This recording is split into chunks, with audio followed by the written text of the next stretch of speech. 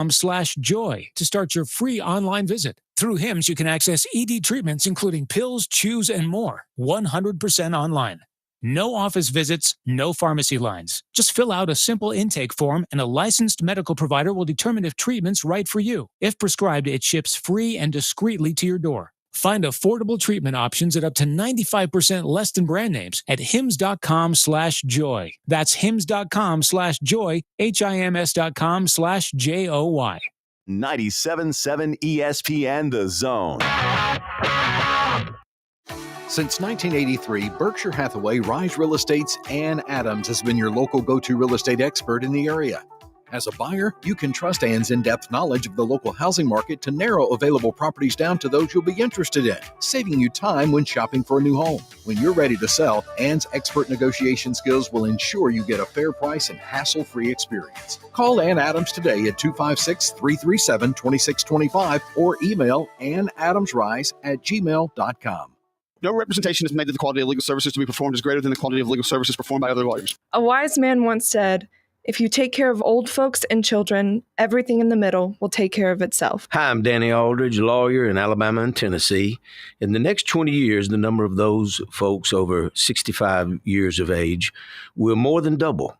In our golden years, the most important goal is to be treated with dignity and have control over doing what makes you grateful with those you love. At the Aldridge Law Firm in the Legal Town Center, we're dedicated to help you with these goals, and we'll be there when life throws you those inevitable curveballs. Let us assist you with your legal needs, whatever they may be or become. You may reach us by phone at 256-534-3188 or online with Dan at danaldridgelaw.com. Just remember, we're here to help. Whether it's personal injury, wrongful death, fraud and cheat, or estate planning made complete, we're here to help. This is Steve Moulton for Tellini's Italiano. Tellini's Italiano is located right in front of the Walmart, right off of University, behind the McDonald's. More or less catty corner from Topgolf.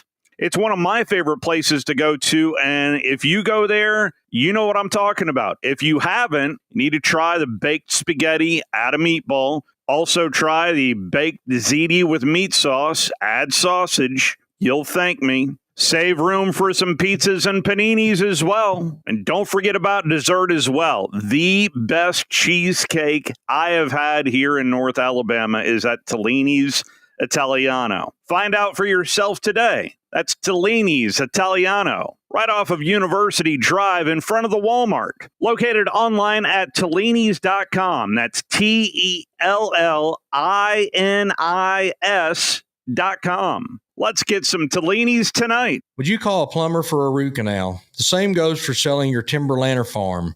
Choose someone who understands your property and can help you on the front end so you can capitalize on the back end. I am Bo Butler with Southland Realty and Auction. As a guide, I have put many hunters in position to take a shot.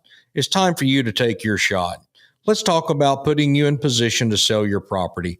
Call me at 256-609-0512. Remember, Bo knows land.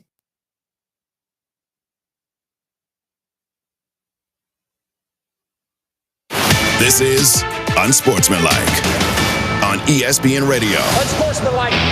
Joe Flacco 1, Kenny Pickett 2, Dylan Gabriel 3, Shedeur Sanders 4. They signed Snoop Huntley, and oh, by the way, they still have Deshaun Watson. What did you guys make of the depth chart yesterday as released by the Cleveland Browns? There's no world that exists in which they carry 4 quarterbacks on the active roster. Mm-hmm. There's going to be somebody left without the seat when the music stops, and I'm curious to know who that person is. If you had to put money on it now, who's your person that's going to be without a chair? I think it ultimately ends up being Kenny Pickett.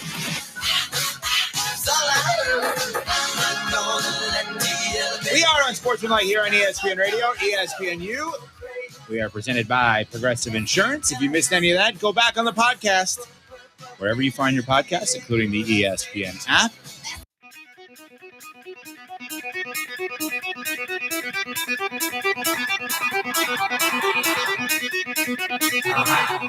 Welcome to Talkin' Ball with Scott Tyson and Drew DeArmond. Call into the Neighbors Wealth Management Hotline now, 256-576-4977. That's 256-576-4977. Now, here's Scott and Drew. Well, there you go, and there you have it. We're back, we're live, and we are brand new on this Tuesday morning. Welcome in, Talking Ball, 97.7 ESPN The Zone. Scott Tyson, Drew DeArmond, we're going to be with you for 2 hours.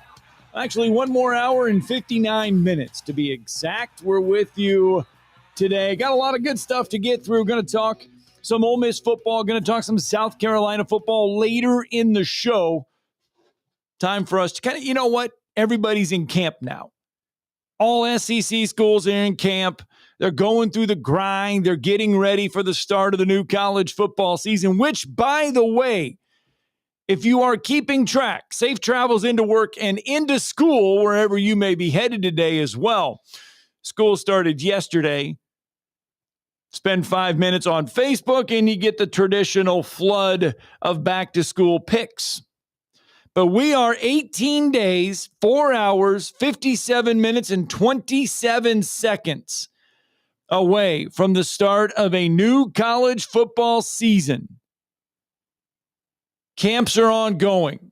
It's that grind of camp. We're not to that part yet, but we're getting there.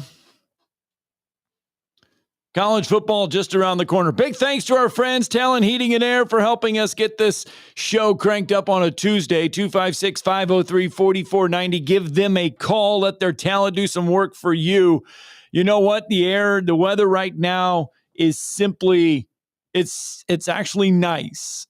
69 degrees. Your high today is 83. In fact, your high tomorrow is 86. Thursday's 87. Friday's 86. I mean, this is perfect right now. We know we're going to get hot again, but this is perfect right now. Talkin Heating and Air again, talenthvac.com if you want to find them online. Got a lot of stuff to get through.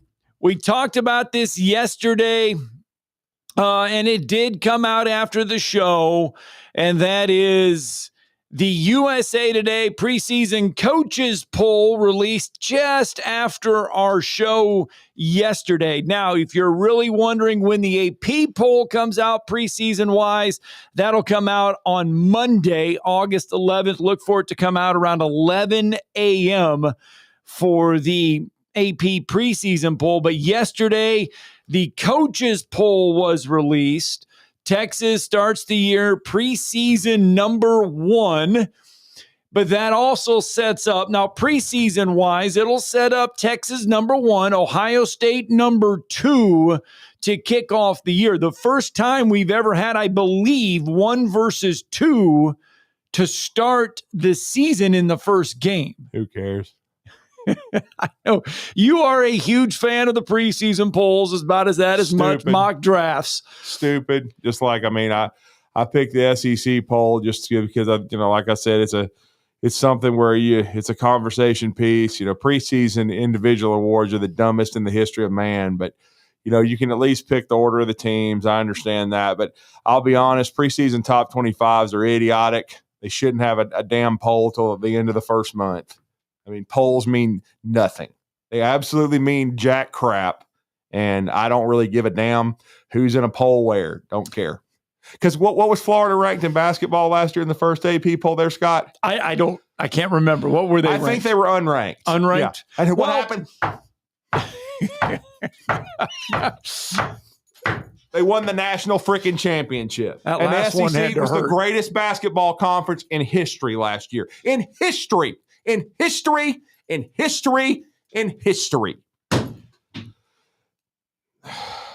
By the way, in case you do want to know, the SEC did have 9 teams in the USA Today preseason top 25 Didn't poll. matter to the committee last year. I can tell you that. No, it did not. Because they thought SMU was better than half the SEC because they wouldn't know a football if a volleyball hit them in the face. Texas, Ohio State, Penn State, Georgia, Notre Dame. Those are your top 5. Alabama checks in at number 8, followed by LSU at number 9, South Carolina 13, Ole Miss 15, Florida 17, Tennessee 18. Texas A&M gets its preseason love. 21st for the Aggies. That rounds out your SEC teams. So there you go. Boise State, by the way, checks in at number 25. Texas Tech and their $500 million roster checks in at number 24. They went 8-5 last year, did Texas Tech. That's about as good as they'll go this year. But you know what? That's the thing. When you look at these preseason polls, might go 10-3 max. When I look at it, and I'll look at it with the AP one when it comes out next week, I look at it and say, okay, not while they're in there, it's how many of them will not be in there come the end of the season, because you know you're going to get 1, 2, or 3 teams that are ranked inside the top 25 in the preseason poll that will not finish in the top 25 when it's all said and done. Yeah, I'm sure. La-di-da. I mean, it could be Arizona State. It could be Burt at Illinois. Yeah, they picked Arizona State 14th, I think, in the big whatever. The last year they did. I call it the what. No, they did the what with the they're the who, right? Or the who, I'm sorry. Yeah, they're the right. what is the Pac-12. The what's the Pac-12, because who the hell's in it? And the who is the Big 12, and then the Bush Leagues is the ACC. Right. Because remember, the media picked Arizona State to finish 14th last year from their media days, and that caused them to not pick this year. They stripped the media of their rights to do a preseason Big 12 poll because they got it so bad last year. They got it so wrong. Well, I mean, here's the funny thing about the preseason top 8 teams in the country. What's the most interesting thing about that? The top 8? Yeah. Let's see here. If I had to guess, maybe, I don't know. 6 of the top 8 don't even return their damn quarterback. So they Texas, obviously no. don't think, Ohio State, no. That matters, I guess. Georgia, no. Because, Oregon, no. Nope. Bama, yeah, you're right. Alabama, no. Only Clemson and Penn State. I was going to say 7 out of the 8, but then I remember Drew Overrated's back. So, and I thought he looked like dog manure in the damn bowl game myself. But to play for James Overrated? Yeah, for Drew, with that great big game record he's got. That big game record will get tested early. Penn State has a couple notches on the belt early, not until like week 4 and 5, but they can put some notches on the belt there. Yeah. Well, yeah, I mean, you can even go down further. I mean, Miami, new quarterback. Michigan, different quarterback. Ole Miss, different quarterback. Tennessee, different quarterback. I mean, there's a bunch of them in here. There's a bunch inside the top 25 with all new quarterbacks. We got our first trade in that situation. Yeah, we did, didn't we? Yeah. And UCLA not in the polls. Shocked. Anyway, 256-576-4977. You want to be a part of the program, be a part of the fun this morning, feel free to give us a call on a Tuesday morning.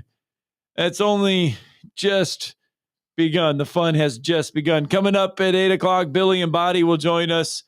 We got to talk a little Ole Miss, maybe some SMU as well. And then we got to do Hale McGranahan. He's going to talk some South Carolina football. Hey, at least there was some common sense that happened yesterday. They did not expand March Madness. They kept it at 68 instead of doing something stupid. That was on the docket. I had that there. Months and months of debate. Of debate. Now, they voted yesterday to not expand it to 72 or 76 teams. However, there is a caveat to that. They will consider, and they're still going to consider and have conversations about expanding the field in 2027. Nothing in 26, but we could have something in 27. So you're not out of the woods yet. Yeah. I mean, just had a coach text in and say, I wish they had the top 5 NIL payrolls. Texas Tech would be in the top 5. And yet they'd get blasted by the rest of the top 10. Like I said, it doesn't matter. I mean, look, man. Well, I mean, that's why, look, that's Texas Tech. You look at the results from last year. This is all based on last year. Michigan went 8-5 last year. New quarterback. And they're ranked 14th to start the year. Because they beat Alabama. Everybody, when they beat Alabama, la-di-da, they're so good. And then when Alabama doesn't win, fire the coach. They're not any good anymore, blah, blah, blah. How many clicks did it get? How many clicks did it get? Because I bashed Alabama. How many clicks did it get? How many clicks did it get? You know? Texas A&M, 8-5 last year, ranked 21st to start the year. I mean, they had a decent year. I mean, with a first-year head coach, there's always – and look, you got to understand too, Michigan, they had to start over because they had a new coach. They beat Ohio State, which was their high water mark because Ohio State couldn't get out of their own way. But again, they beat them. And then they also realized halfway through, we're not throwing enough NIL into this recruiting, so we're going to go buy a recruiting class, which is basically what they did. We'll see how many of these guys have an impact. Is Michigan going to go back to being a top 10 program or whatnot? But look, we also know this. Jim Harbaugh did a really good job there, but he cheated his ass off. Okay, there's no if or what he did or maybe and all this. They were cheating their ass off. Okay, just like Bill Belichick got caught cheating his ass off, recording people's walkthroughs and everything, and Deflategate and all that. Deflating footballs, yes. It was cheating, okay? Call it what it is. Stop pussyfooting around. It's cheating, okay? Belichick cheated. He got his ass busted, and Harbaugh left the NFL. Just like Pete Carroll, it's like Groundhog Day going away again. Carroll left USC because Will Ferrell and everybody else were helping him cheat over there because he wouldn't even close his practices, and that's why pre-NIL, I mean, there's no telling a house, a car, whatever Reggie Bush had. Now, again, now that they've changed the rules, I'm glad they gave Reggie his Heisman back. Yes, but they cheated their ass off. All legal. You know what I'm saying? They don't call it the Trojan horse for nothing. And, I mean, USC really hadn't been the same since. Yeah. So it is what it is. And I think the Big Ten has lobbied, and I think the Big Ten has said enough as far as the scandal and the punishments go. I think they've said, hey, Michigan does not need to be punished anymore. Well, they've been fighting the NCAA the whole time. Harbaugh fought them until he left. Okay, and Sharon Moore's been sanctioned since he's been there because they continue to look into that program. But and it's going to be a good program again. Okay, it's too important to them. They're going to recover. I don't think it'll be as elongated as USC where they just continued to puke all over themselves because honestly, USC, they haven't even really been a playoff. You go back and look after they lost to in 05, 20 years ago to Texas. Right.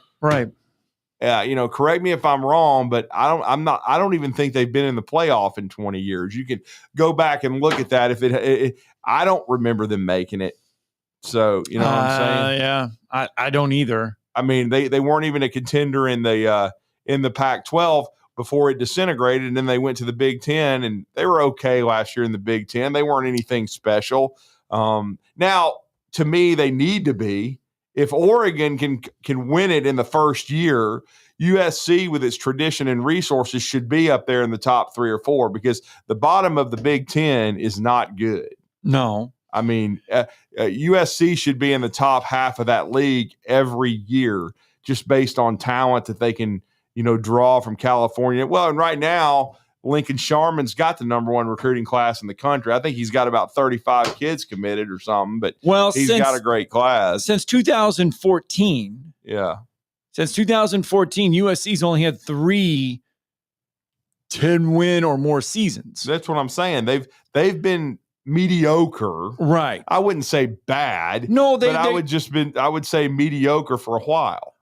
The first 2 years of Clay Helton, they were 10-3 and 11-3. One of those was a 52-6 beatdown by Alabama when they were crawling out on the field like, hold me back. And then by halftime, get me out of here. Get me out of here. Get me out of here.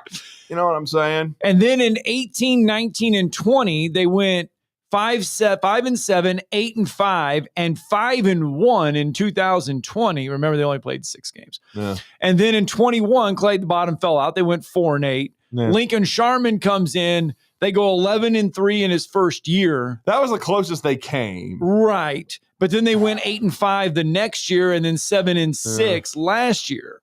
And correct me if I'm wrong on that 11-3 season. Is that not when they lost to Tulane in the bowl game? Let's see Willie here. Fritz. I think that's right. I think they ended with a thunk. They ended up because it was the great Caleb Williams, the great Caleb Williams who won the Heisman Trophy. You are 110% correct. Because I was laughing my ass off. They lost their last two games. They lost to Utah in the Pac-12 title game. Right. And then the bottom fell out, and they lost 46-45 to Tulane in the Cotton blew a Bowl. big lead, man.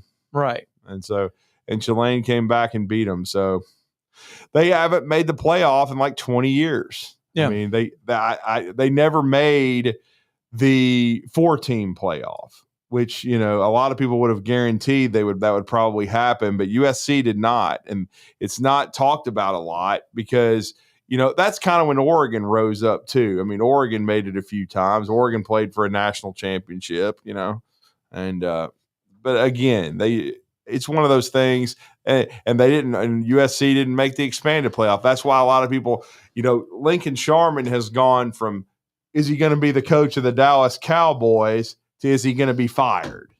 Because of all the money they're paying him at USC. This is a huge year for him. Like, there's no more excuses. USC should be in a 12-team playoff coming out of the second best league in the country that has no depth. All right, we got to get a break in. When we come back, we're going to get to your phone calls, 256-576-4977. It's Talking Ball on a Tuesday morning.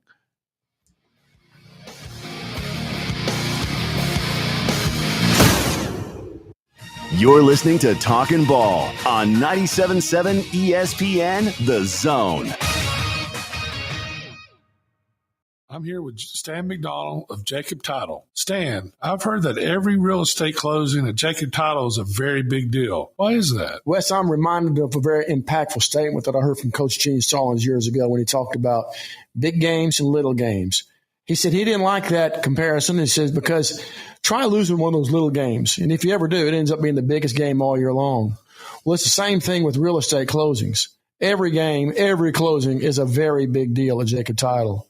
Because when it's your closing and your contract on the line, it's a very big deal. And we understand that at Jacob Title. So it sounds like whether your client is a first-time residential buyer or a multi-million-dollar investor, they can expect your A game. That's exactly right. As a matter of fact, when you bring your real estate closing to us at Jacob Title, we understand it's all about trust and confidence.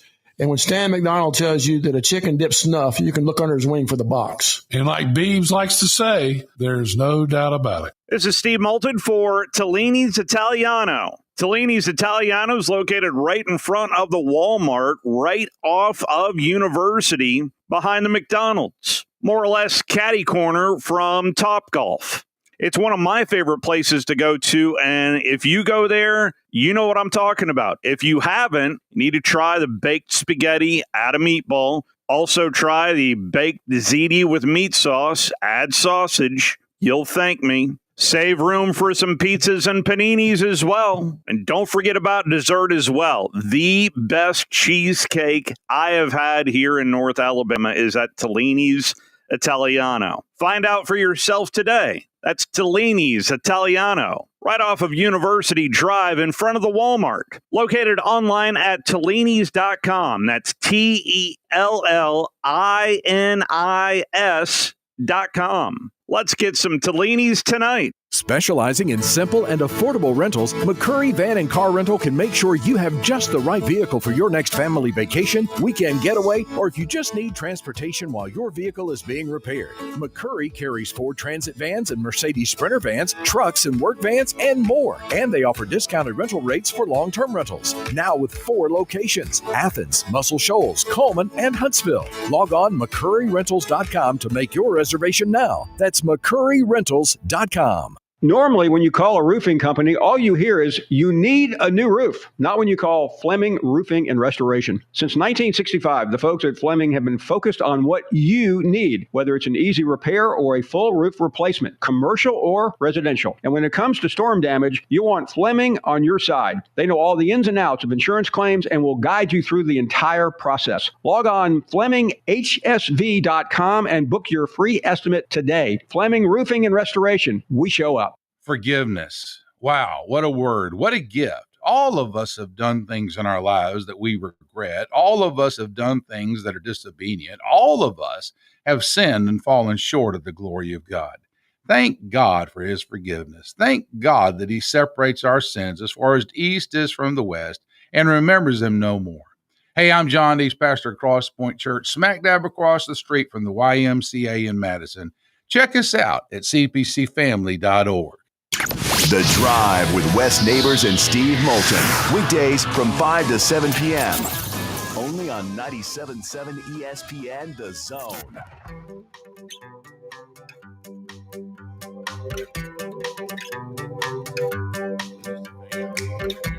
No, you gotta win the games that you're supposed to win, and that's what we just. It's always fun when we get to the commercial breaks, just kind of glossing over some teams expectation wise. I mean, before we do all that, let's get out to the phone lines first. Brandon is with us this morning. Good morning, Brandon. What's up, Brandon? We got you? Morning, gentlemen. Hey, man. Got you. Yes, sir. So, Drew, you said something a minute ago about people always putting more stock into when it's Alabama. Yeah. Nothing could be more evident the other day than Matt Moscona about Tank Jones. Yeah. Him and T-Bob Hebert probably got drunk and rubbed on each other all weekend because he was so excited that Alabama did not get that recruit. His entire show was based around how it's only going to get worse and everybody's going to keep taking everything from Alabama and they'll never have the money to compete. Yeah, there's people that their entire show, that's what it's about, is hating on Alabama. What was Jalen Milroe's record against LSU? Undefeated is what I understand, even that bad of a quarterback. I think he's still running. So, Yeah. if you want to, and look, I love Matt. He's a pro. He's smooth as silk. But if he's going to play to his audience and laugh at Alabama for losing Tank Jones, I mean, I got a chance to watch a video the other day of Landon Collins committing to Alabama again. I enjoyed that one, and he certainly made the right decision. Didn't want to be a loser. But, and in the day and age we live in, you're going to lose some money battles with kids. Yeah. And that's why I love Jimmy Stein. I do. But he is a Freddie Roach apologist, and I can't stand it. Like, it makes me want to come out of my skin. And I respect other people's opinions. Jimmy's a great dude, and we love him being a part of our show, and totally respect his opinions and his knowledge. But again, I'm not a Freddie Roach guy. I've watched enough of it. I think Kane Womack needs to be in his drills every day, every practice. Because again, the results speak for themselves, both in recruiting and in NFL draft picks. They haven't had a second round pick, since Fedarian Mathis in 2021. Okay. And Justin Aboigbe went in the fourth round, had a good senior year, all this, but they haven't been dominant along the front. Okay. Right. It's been very average, very mediocre. And the results, I don't care how many recruits he signed, because half of these recruiting rankings don't mean jack crap. And I follow it and love following it. But again, they don't mean that much. And a lot of times the recruiting ranking goes up and down just because of who's offered a kid. Right. And how many camps they've attended, right, or what camps they've attended. Yes. I mean, I just, and then again, the proof in the pudding is once they get to your campus, what do they do? Okay. Right. And, there's been a lot of excuses for Roach, and too many, in my opinion. His ass should have already been on the road. Well, I went to Dutchtown and watched Rome High School play against Will Anderson. And they lined up and ran power at Will Anderson on about the second play. And I have never in my life heard such loud, screaming cussing coming from a coach to where everybody in the whole stadium heard him say, "Whatever you do, don't you ever run power at that blankety blank ever again, or you'll walk home." Yeah. And I knew right then, I said, this dude is different. And he punished people all night. He brought it. The rest of his team, that was a tough football team. But he brought it all night. And at that point in time, I sat there and I thought, how is this guy not ranked higher than what he is? Mm-hmm. So when you start talking about the recruiting rankings, we sometimes, I completely understand that. Yeah, There's guys out there that are ballers that you don't even know who they are until they get around some real good talent. And but that I like Matt Moscone. I think he's funny, and I appreciate the pettiness of him going after Alabama for that. But that's just what it is. I mean, heck, LSU. How many people did they take in the portal? They had to basically rebuild their defense in the portal, and I've got them in the top 4 and in the playoff. I want to see how their defense gels, but their defense hasn't been really good. And again, I think Nussmeier is a good quarterback. I want to see him take that next step. Yeah. He needs to take that step that Burrow and Fields made because, Daniels. They added 18 players through the portal for the 2025 season. Yeah, because Daniels and we know what they both did in Burrow. They became Heisman Trophy winners. Now we'll see because again, Nussmeier is the leading returning passer in college football. He threw for 4,000 yards, but part of that was also because for whatever reason, even with 2 great tackles and what looked like good personnel, LSU couldn't run the football. They've got to run the football better this year. And if they do, it'll make Nussmeier even better. But we'll see. But like I said, I think certainly Alabama lost that battle for now. But all I would also say is, about this time last year, Brandon, Derek Meadows from Bishop Gorman in Las Vegas, 6'6" wide receiver, committed to LSU. They were super excited. Where did he sign? The University of Alabama. So this is not December yet. Right. In another 3 or 4 months, if LSU misses the playoff, most of the media in Louisiana are going to be firing Brian Kelly and sending him on a Greyhound bus, hopefully with Freddie Roach somewhere. Can't they sign guys now, though? I mean, can you sign them to these financial things? Not really. It's not worth anything. I mean, like I said, you can commit to a school, you can be taking NIL. It doesn't mean jack crap still. All right. I mean, but I will just say this, Brandon. I do think LSU's got a chance to have a really good team. No doubt about it. We'll see if they can live up to expectation. And that Brian Kelly can, because Kelly, I'll be honest, for me, this is year 4 for him. I believe he's underachieved so far compared to the talent that he's had, because he hasn't been in the playoff yet. So we'll see what happens. And certainly Alabama's got to get back to the playoff. They didn't make it last year. But like we said, the greatest accomplishment Sharman ever pulled off was making everybody think he was taking the LSU job when he went to USC. It's been downhill from there. Yeah. Right. All right, bud. Thanks for the phone call. Thank you, Brandon. Okay. Yeah. So good. I mean, again, it was a blow to Alabama, but we'll see if Tank really signs with Oregon. At this time, I would say he would, but, things can change. The landscape can change. Dan Lanning's been in the mix for jobs. Is he going to stay at Oregon, with that $30 million annuity? Probably, but you never know. And so a lot can change. I mean, think about it. Around this time last year, Billy Napier's seat was scorching hot. It got worse because of the way they started against Miami and Texas A&M. I honestly, they were bad. I thought that he probably wouldn't survive the season. I thought they might end up with an interim coach, and he may end up fired halfway through. But Scott Strickland dug in his heels. Lagway got on the field when Mertz got hurt. We saw what happened. They made some strides, and now you read the worthless poll to start the show. They're 17th in the worthless poll. That's the new nickname for the coaches poll. It's the worthless poll. The worthless bowl? Yeah. It's in the preseason, bowl. It's the worthless bowl. Yeah, exactly. Yeah. Yeah. Florida's in there at number 17, 8-5 last year. Ole Miss is 15th in the worthless poll. All right.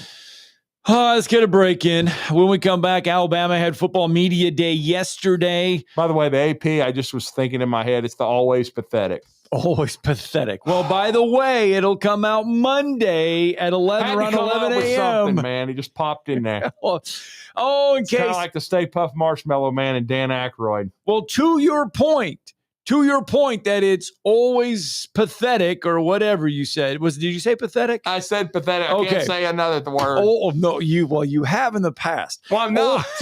I didn't. So nobody say that I did. Always pathetic. Yes. Only 2 teams in the modern century, only 2 teams, USC in 04 and Alabama in 17, have gone on to win the national championship, being ranked number 1 in the preseason poll. So that just tells you that the AP poll doesn't always get it right. Rarely do they get the preseason number 1 right. Rarely. Let's get a break in. Some Karen will probably get mad. You're listening to Talkin' Ball on 97.7 ESPN, The Zone. By now, you know about Eagle Masonry and Insulation, and maybe you know that Eagle also does landscaping and dirt work. But how about after paint work? Shower doors, shelving, and mirrors, all taken care of by Eagle, the same Eagle that takes care of all your masonry, insulation, and landscaping needs. Eagle brings the same level of expertise to all these disciplines, and they're ready to provide you with a free quote. The website is the same, insulatewitheagle.com, as is the phone number, 256-755-1556. Give them a call and see what Eagle can do for you. Eagle saves you time. Eagle saves you money. Tom Luganbill here for my friends at Woody Anderson Ford. Bobby White and his team take great pride in their service department, and you can see it the moment you walk into those beautiful new service lanes. And just like a championship team, they all work together to make sure your experience is second to none, whether you drive a Ford or not. Also, check out the gold-certified pre-owned inventory at Woody Anderson Ford for great deals every day. Stop by and see them at Jordan and Sparkman or at Woody Anderson of Madison on Hughes Road, or visit WoodyAndersonFord.com. You'll love the expanded wine selection at Liquor Express. From special occasion to everyday table wines, they've got what you need. Meet your friends at the largest tap wall in Alabama with 105 rotating selections. Then take home a growler full of your favorite or choose from our 1,000 canned or bottled beers. Need help stocking your bar or planning your party? Liquor Express has a knowledgeable, professional in-house staff that can assist you with anything from your bar to the planning of your special event. Visit liquorexpress.net for tasting specials, giveaways, and classes. Tom Abraham here for my friend Mike Owen at Owen Home Appliance Center. You know it's hot outside, so cool down with an upright or chest freezer in stock at Owen Home Appliance Center. And don't let those beverages get hot. Get an under-counter ice machine with a built-in pump for just $12.99. Or how about a fridge out by the pool or in the garage for extra cold drinks? You can get a scratch and dent 18 cubic foot refrigerator for just $3.49 while supplies last. Go to owenappliance.com to learn more. That's owenappliance.com. Specializing in simple and affordable rentals, McCurry Van and Car Rental can make sure you have just the right vehicle for your next family vacation, weekend getaway, or if you just need transportation while your vehicle is being repaired. McCurry carries Ford Transit vans and Mercedes Sprinter vans, trucks and work vans, and more. And they offer discounted rental rates for long-term rentals. Now with 4 locations: Athens, Muscle Shoals, Coleman, and Huntsville. Log on McCurryRentals.com to make your reservation now. That's McCurryRentals.com. This is Steve Moulton from 97.7 ESPN The Zone, and this is What's Happening. Be sure and download our app. Just search 977 ESPN in your Google Marketplace or your Apple Store, depending on your device, so you can take us wherever you might go. And you can also check out our latest zone deals. Head over to our website, 977ESPN.com. The top left banner reads, "Savings never tasted so good." Click on that, then enter in the big zone deals store for half-off zone deals of Lawler's Barbecue, Sea Salt, Carrabba's Italian Grill, Bubby's Diner, Corlejos Mexican Grill, Bad Daddy's Burger Bar, Divergence, Full Moon Barbecue, Bigfoot Little Donuts, Hickory Store Barbecue, Good Company Cafe, Apple Lane Farms, the Decatur location, and rounds of golf at Cherokee Ridge Golf Course and Gunter's Landing. And that's what's happening. Listen to the Rocket City Trash Pandas all season long. Swung on, rocketed, left center field. That's going to get down and go to the wall. Martinelli at first. He's on his way to second, and he'll pull in. There's the first ever cycle in Trash Pandas history. Trash Panda Baseball is only on Talk Radio WZZN.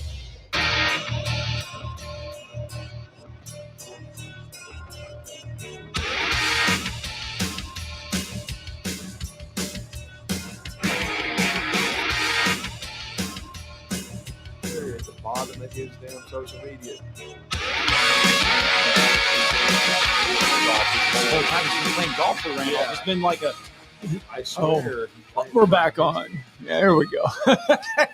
Sorry, we were talking about Karens off the air. Yes, we were. We'll just leave it at that. Don't run off the road, Shawn Nichols. Take care of your pets. Remember, as Bob Barker said, please spay and neuter your pets. Anyway, 256-576-4977. I just hit my elbow right in that spot where it makes it go numb. There you go. The old funny bone. Funny bone. And there's like on my, and it's just it's completely numb right now, and it feels, oh my gosh, it's that awful feeling. Anyway, Alabama had football media day yesterday. Several, and I mean several players. Well, basically any player, coach. Media day yesterday. You go inside the indoor facility. Though. They didn't let them. Didn't let you talk to any quarterbacks. Man. No quarterbacks, but plenty of other players were made available. And the theme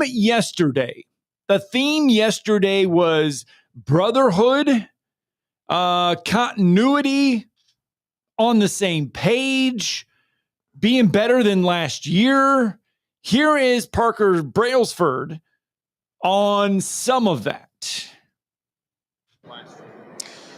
I mean, I feel like there's just been a big emphasis on the community and like just the brotherhood piece. I feel like guys are really buying in and really gelling together a lot better than in the past. But I mean, obviously it was hard. Saban era and the Coach DeBoer, and some guys were kind of in, some guys weren't sure at first. But this year, I feel like we've had the whole year to go through it, and I feel like this year, I mean, a lot better with the brotherhood piece. Yeah, I would agree with that. I mean, if you don't lose anybody in the spring portal, and then you have everybody come back, right, and you don't lose any what I would consider guys that are big time starters in the portal, because trust me, they didn't want Justice Haynes back. People want to, and hopefully he'll have a good 2 years, a year, whatever at Michigan. He has the talent to be good, but that was a divorce. They didn't want Haynes back. He didn't want to stay. They sure as hell didn't want to pay him the money they kept paying him when he didn't want to practice. So adios, amigo. Right. It just didn't work out. And so he had a decent, at best, year at Alabama. It wasn't even good. And to be honest with you, after the first, week plus a camp or whatnot, it's kind of funny to say because you look at the track record and all the guys they've got in the NFL and all this. But if I had to ask or say, what's the biggest question mark on offense for Alabama right now? Right. I think they've revamped the receiver core. I think the receiver core is going to be fine. I think they like the quarterback room. I think the offensive line, you saw that piece put out by Bruce Feldman yesterday about the freaks and all this stuff. He was talking, I think it was, Jaden Roberts, Parker Brailsford, and Caden Proctor and those guys that he was talking about were such freaks at their positions. But look, I mean, I think the biggest question is probably running back, because didn't get a ton of production there last year. Jam had a good, not great year. Haynes was a disappointment. He's gone. Daniel Hill played very little. Richard Young showed flashes, got injured, and now you've got Draylon Washington. So I think the running back room probably has the most to prove going in, because I think they believe the offensive line's healthier, going to be better. Right. The tight end room we've already talked about. It got decimated by injuries last year and lost their top two guys into the NFL, and CJ Dupree, and then, of course, my man from South Carolina. So, again, we'll see. But I just think overall, the biggest question mark offensively for Alabama is probably running back. Ryan Williams also sat down in front of the microphone yesterday. He, too, adding to this whole continuity vibe. I mean, and it goes before the first week of practice. I mean, just ever since January 14th, the guys have been bought in. Year two, we told each other that, like, we can't go back. So it's just been a matter of, just focusing on where, like, each day we're not trying to focus on next week. We're not trying to focus on any time ahead. We just want to focus on the day, and everybody's been bought in. And I'm telling you, if we didn't know, like, today was media day, we wouldn't even know the date. Like, everybody, we've been stuck on, we think every day is Monday just because of how hard we work. So, yeah. I mean, and then he's another year in from the standpoint of, the mantra that everybody was beating the dead horse. Did you know he's 17? Did you know he's 17? But see, the thing is that he and his inner circle had been planning for him to reclassify and do what he did for pretty much the summer before his what ended up being his his junior and last year of football. After his sophomore year, when they won the state championship, going into his junior year, pretty much that whole offseason, they were planning on, didn't announce it, but planning on him reclassifying and going to the SEC. And again, he made a remarkable transition, and yet he hadn't had a whole off season from the standpoint of when he did go through the spring, but you still hadn't ever played SEC football. You hadn't seen the speed, the physicality. He should be in much more comfortable now. Now they did take it easy on him in the spring, but we'll see some of the physical progress that he's made, and we'll see how this what the entire football team looks like. Personally, I think they're much better than Florida State on paper. But see, that's what makes all this so difficult to discern, because so many teams, Alabama, even they added pieces too, but they have more coming back than a lot. But there's so many teams like a Florida State that have been completely rebuilt through the transfer portal. You don't really know until, and you can't even really say it in practice, even when they scrimmage each other. You got to see them play somebody else before you can have any kind of idea how good somebody is. That all goes back to your point about how worthless these preseason polls are. Yeah. Because it all circles back to it. Because how do you know? Yeah. How do you know how good some of these teams can be, like a Texas Tech? Because they've added so many new pieces. Yes, they get ranked on their records from a year ago, but the team from a year ago is not even there anymore. No. It used to be that team would be back. I mean, Ohio State's ranked number 2 in the preseason, but look how much they lost. Yes. I mean, they lost a ton to the draft. Yes. Lost some guys in the portal as well. I mean, it was mostly NFL guys. Most of the dudes turned pro. But you're still replacing a whole new team. Yeah, you're having to replace and they got you ranked number 2, and we don't really know that. We'll see. And they've got Texas number 1 because Texas retained a lot, lost a little. And then you've got a guy with what you think is potential to be the first pick in the draft in Arch Manning, because Manning so far, except for his father's unfortunate medical condition, where he had to retire before he ever started his college career, every other Manning has been a colossal success. They have been. Peyton and Eli, that's the 2 right now. Yes. And before them, Archie. They were all freaking great players. So to say that they've been bust proof is 100% accurate. So the trend is for Arch to be that way. Yes. But he still has to play first. But the other thing about Manning's that's been remarkable, and we'll see if Arch follows that path, is their durability to start every friggin' game. I mean, Archie, we saw what he did in 3 years at Ole Miss. We saw what Peyton did in 4 at Tennessee. We saw don't forget, Eli was there 5 because he redshirted. 5 years at Ole Miss. So that's what I'm saying. And do I think Arch will play at least 2 years at Texas? I do. I don't think the Manning family, and the thing you have to admire about them the most, they're not going to rush it. I mean, people forget this is beginning his 3rd year on campus.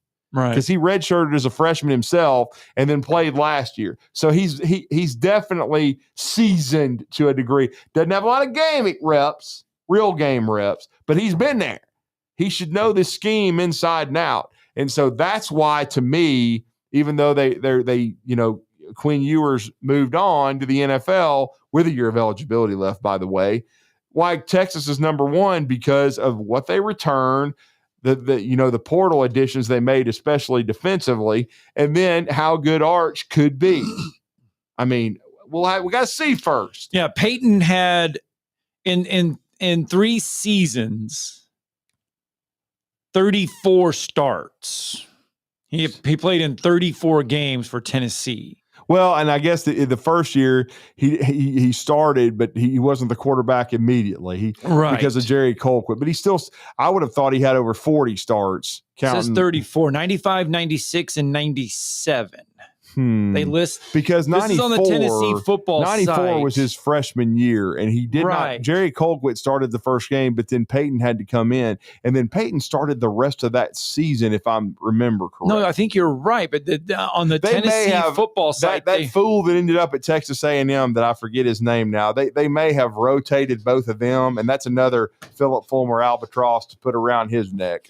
I mean, there's a lot of them that you could anyways. But, somebody'd have to Google the name for me. But they had some clown that ended up at Texas A&M that was a highly rated player. I think maybe year in 94. You're right, though. He played in 12 games. So he appeared in 12 games with 8 starts as a true they freshman. Rotated him with the clown. Remember. Yes. Not Jerry Colquitt. No, that's why he got Jerry in tore his ACL against UCLA. Yes. But it was the other fool that ended up at Texas A&M that was, I think, in some people's minds, a better player than Peyton Manning. It was like Drew Henson and Tom Brady.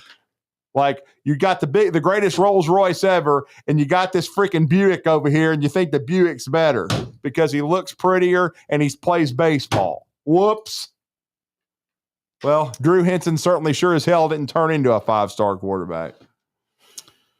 Jerry Colquitt started back season. Helton initially, the backup, took over the starting role until Peyton Manning eventually took over the primary starter in 94. So Todd Helton got to play. Yeah, that's the one. Brandon Stewart was making also fun a of true Hall of Famer and Todd Helton. I was making fun of Brandon Stewart. Yes. Helton stepped in as the starter after Colquitt's injury. Later transitioned to baseball after the 94 season. That was Todd Helton's last year to play because Peyton got to play too. It's like a revolving door at quarterback Brandon after Jerry got hurt. Stewart was the other quarterback on the roster, and I he believe sucked. Well, we're going to get a break in. When we come back, we're going to finish up hour one with some phone calls. 97.7 ESPN The Zone. Because he transferred to Texas. You're listening to Talkin' Ball on 97.7 ESPN The Zone.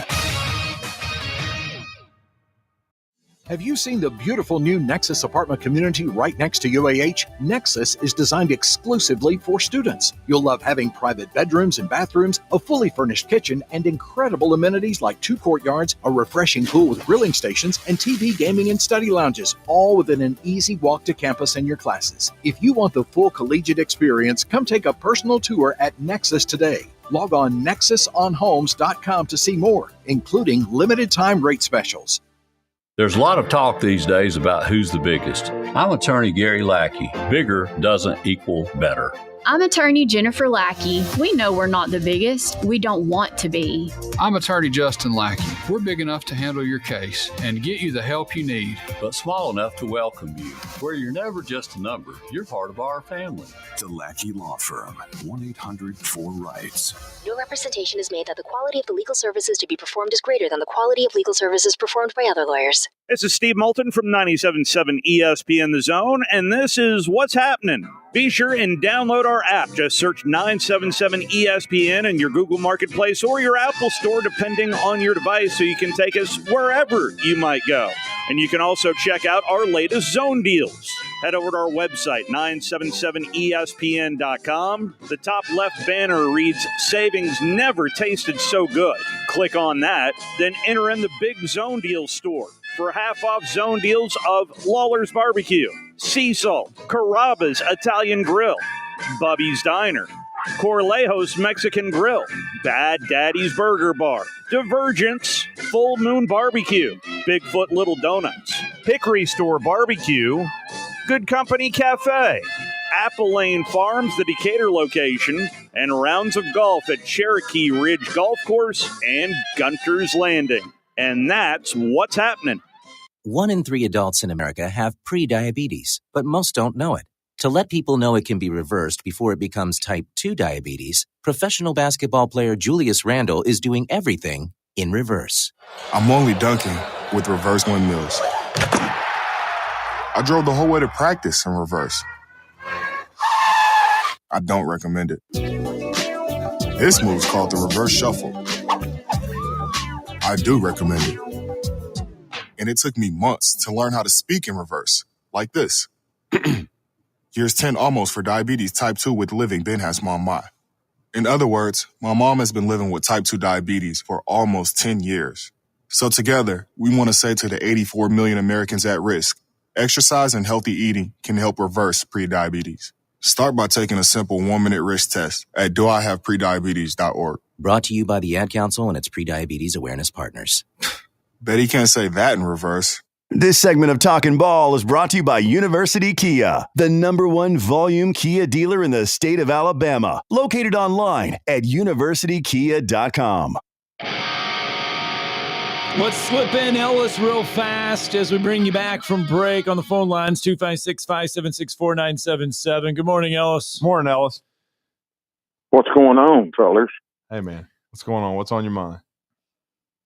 Just talking about the trip I made down to Tuscaloosa yesterday. Oh, nice. So you went.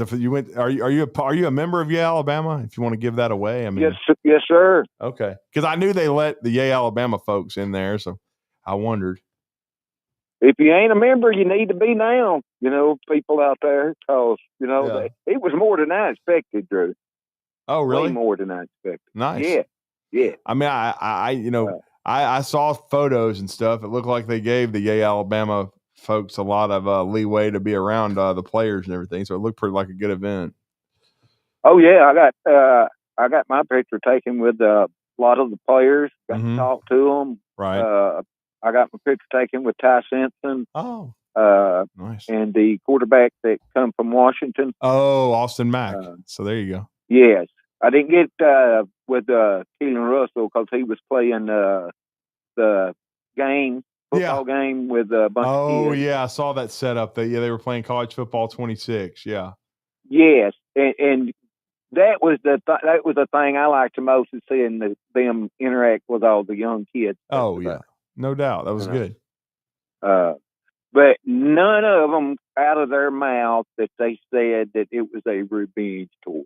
Oh, okay. Interesting. Nothing like that. Uh-huh. I mean, it was straightforward. You could tell the way they talked to you that they were set on going back to like they used to be. Mm-hmm. So I'm excited about it. Oh, it made you excited. And I was one of the first 100 in line, so I got a free jersey. Oh, there you go. So they gave you a free number 10. Oh, they gave you a number 10 jersey? Yeah. Nice. That's cool. There you go. But it was pretty awesome. Like I said, I got my picture taken with Caden Proctor and Will Conformby. Oh, okay. Holy cow, man! Them are some big young men right there now. There you go. It's probably your left and right tackle right there. Yes, I look like a midget standing in between them. And got to see all the tight ends, Ryan Williams, just really all of them, really. Oh wow! I seen one that was wearing a boot, but I couldn't remember the number. Latsir Brooks. I saw some of those photos. He's a little banged up right now. True freshman from Jersey. So. And they had some of the national championship trophies there. You could sit down beside them and take your picture, and they were the real one. Oh, there you go. Told you do not touch. Do not touch. Yeah. Well, before you go, I went to touch. You were going to touch it? Yeah.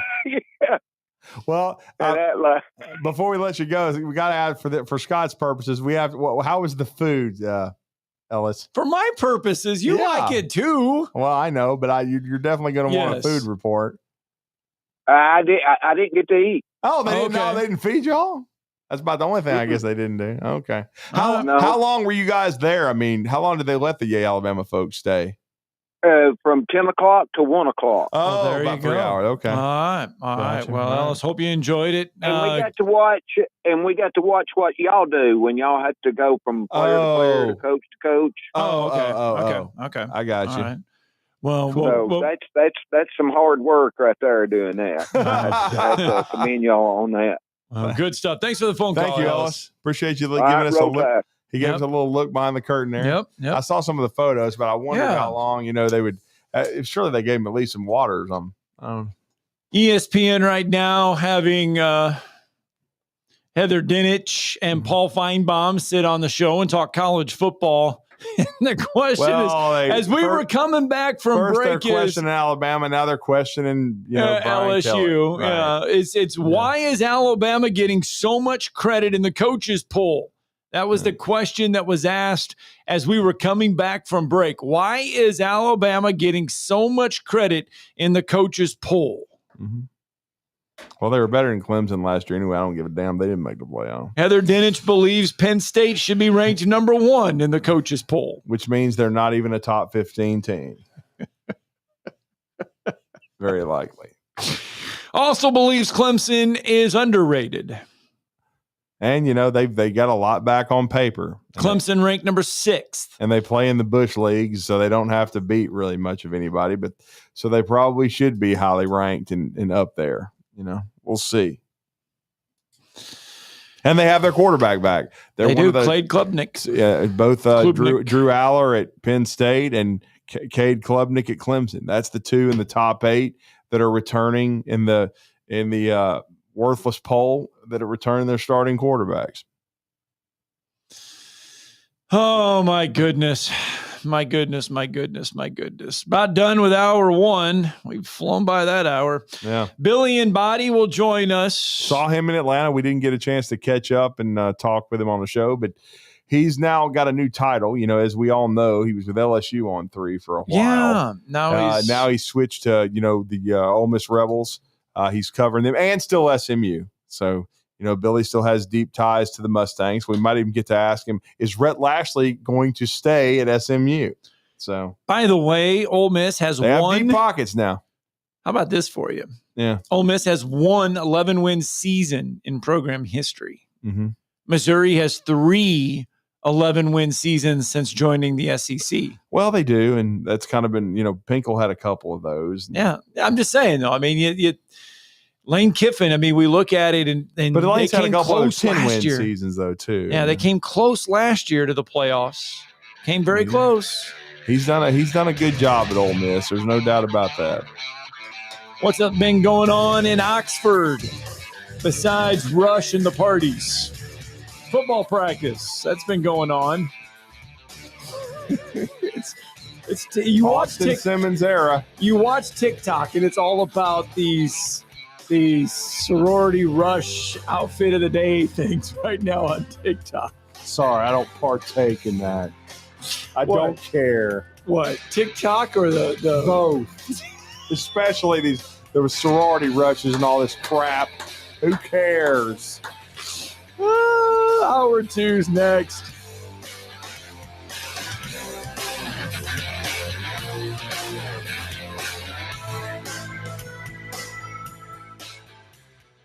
This is Brent Musburger's VSiN Action Update on 97.7 ESPN The Zone. Drivers who switch to Progressive have an annual savings of nearly $750. Progressive.com. NFL preseason football coming up on Friday night. The Atlanta Falcons hosting the Detroit Lions. Lions bet up from 1.5 to a 3.5 point favorite. The total has moved from 34.5 to 32.5. The Falcons say that Michael Penix Jr. and Kirk Cousins will not play in the preseason opener.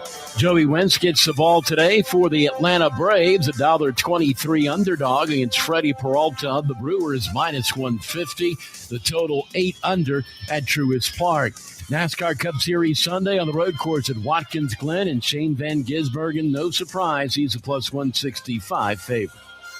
For more, go to VSIN.com. Mike Sennett, 97.7 ESPN The Zone. WCZN, Union Grove, Huntsville, Alabama. 97.7 ESPN The Zone. SportsMed is the official team physicians of the Rocket City Trash Pandas. And if the pros trust SportsMed, you can too. SportsMed provides every service you might need for complete orthopedic care, specializing in orthopedic surgery, sports medicine, joint replacement, spine surgery, neurosurgery, and podiatry. And they offer their own brace shop, in-house full-body MRI, physical therapy, walk-in clinic, and so much more.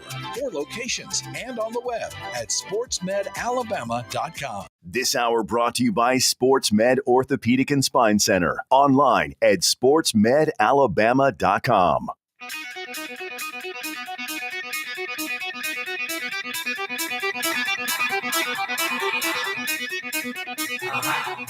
Welcome to Talkin' Ball with Scott Tyson and Drew DeArmond. Call into the Neighbors Wealth Management Hotline now, 256-576-4977. That's 256-576-4977. Now, here's Scott and Drew.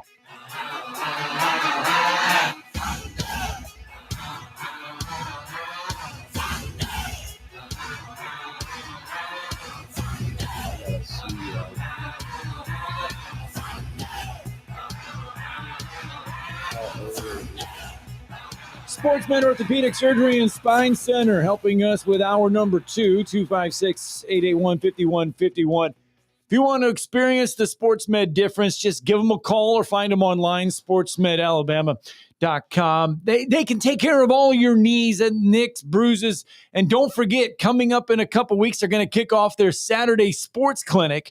So if you're playing on a Friday night, volleyball, football, you got a cross country, whatever it is, they're going to have their Saturday sports clinic coming up. We'll get you all the hours and the information there so you can wake up on a Saturday morning, get checked out, and it's about time for us to bring in Dr. Ricks and maybe in another couple weeks as we get closer to the start of that high school football season. But we ended hour 1 talking about the Ole Miss Rebels and the fact that expectations coming off of last year, expectations are high again for the Rebels. They do have a new quarterback in place, though. They're going to start 15th in the coaches poll, 10-3 last season. They've been hard at work at camp right now as well. Yes, they have, and it was good to run into my next guest. We ran across him because the SEC Media Days is a blur, the 4 days, but he was there covering Ole Miss. He's been with us before because he's in his previous stops in his career. He had been with the LSU both with 24/7 Sports and when they transitioned to On3, but now he's with Rebel Grove On3 covering Ole Miss, still very much covering the SMU Mustangs as well with On3 Sports. But we are going to welcome back Billy Embody to the show. He's joining us on the Neighbors Wealth Management Hotline, and we're going to talk some Ole Miss. You know, what's going on with fall camp so far. They just added a key piece to their recruiting staff under Lane Kiffin. And then we'll probably even talk a little SMU because they made the playoff a year ago, and Rhett Lashley has become one of the top young coaches in the game. Billy, it's great to have you back in Huntsville. You're with Drew and Scott. How are you? Doing well. Thanks for having me, guys. It was good to see you in Atlanta. Yeah, absolutely. How has this transition been? I mean, because when I got to know you in the business, you were very much covering LSU and covering the Mustangs. You're still very much involved with the SMU aspect of it, but you've transitioned to Ole Miss, and it's a great time to cover the Rebels. Certainly, they're probably having their best run since Coach Vaught. Certainly, we saw Billy Brewer have some success. You know, Ed Ogeron had a little bit. Hugh Freeze, but consistency has kind of returned with Lane Kiffin, who I don't know if a lot of people thought he'd be entering year 6, but he is still in Oxford, and they've become a very consistent program.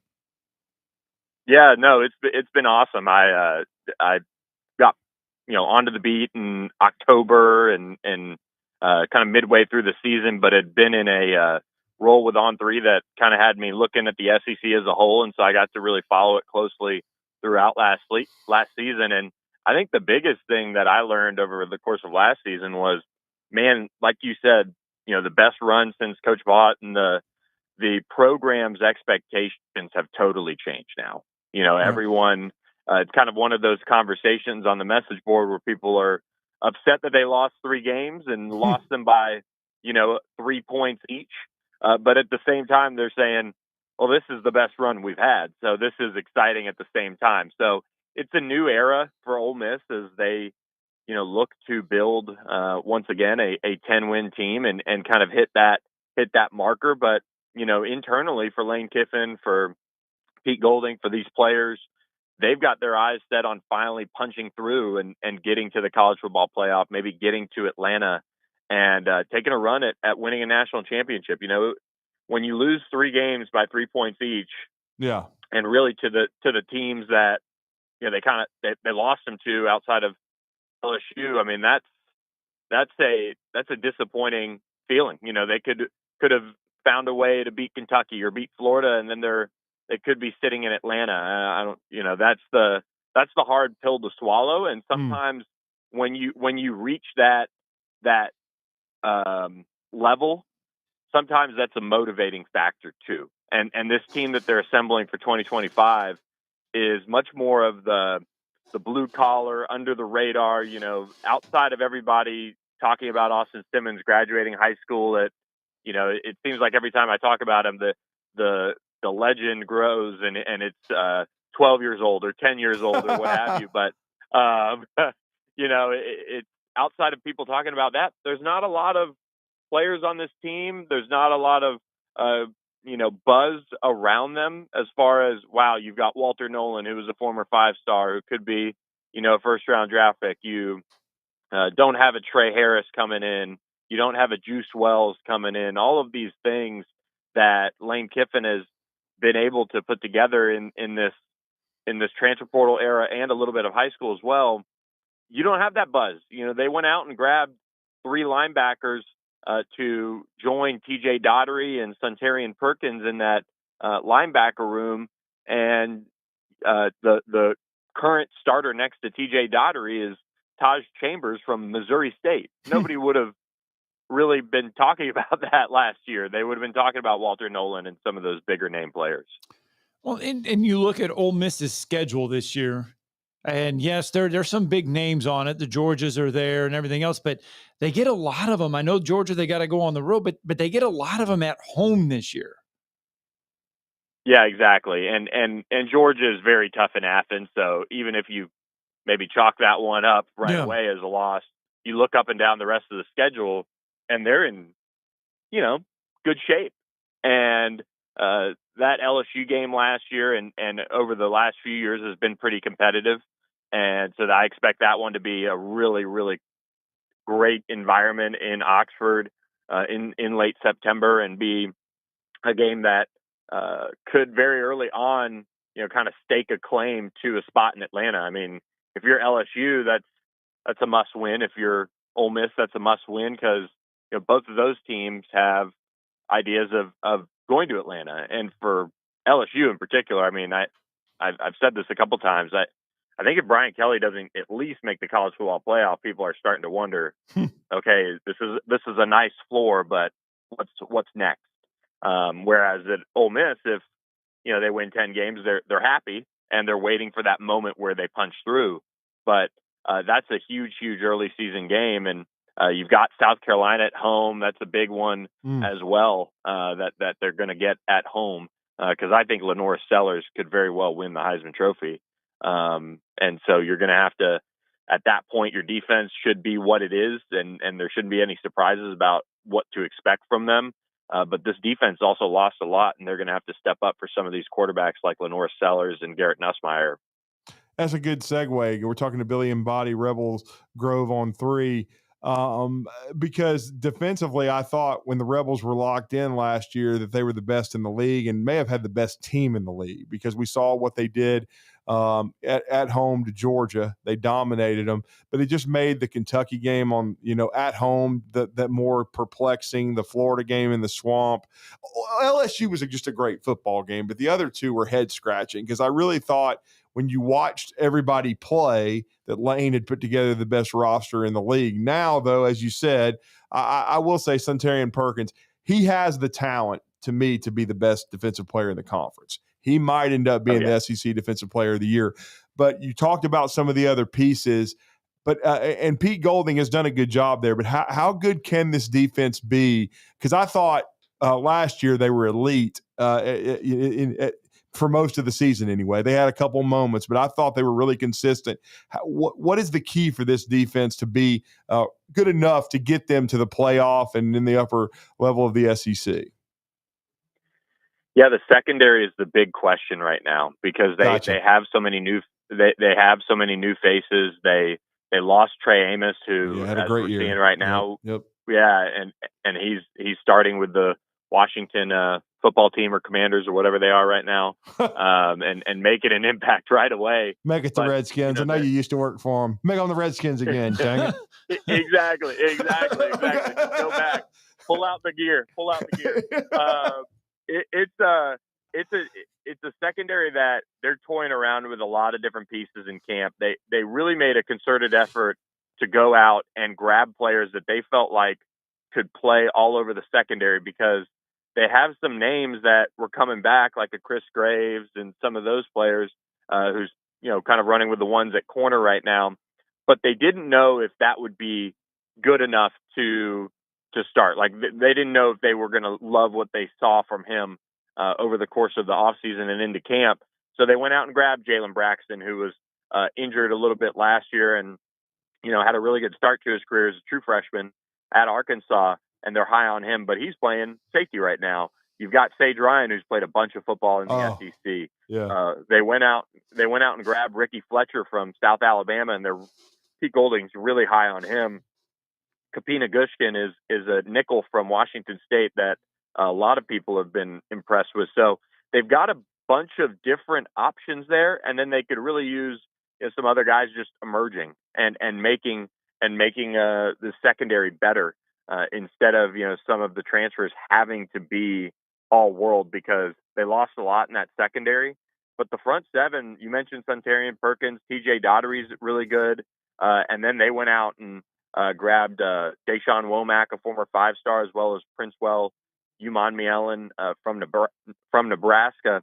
And then that interior defensive line, I mean, that's going to be a pretty salty bunch once again. So they've got pieces.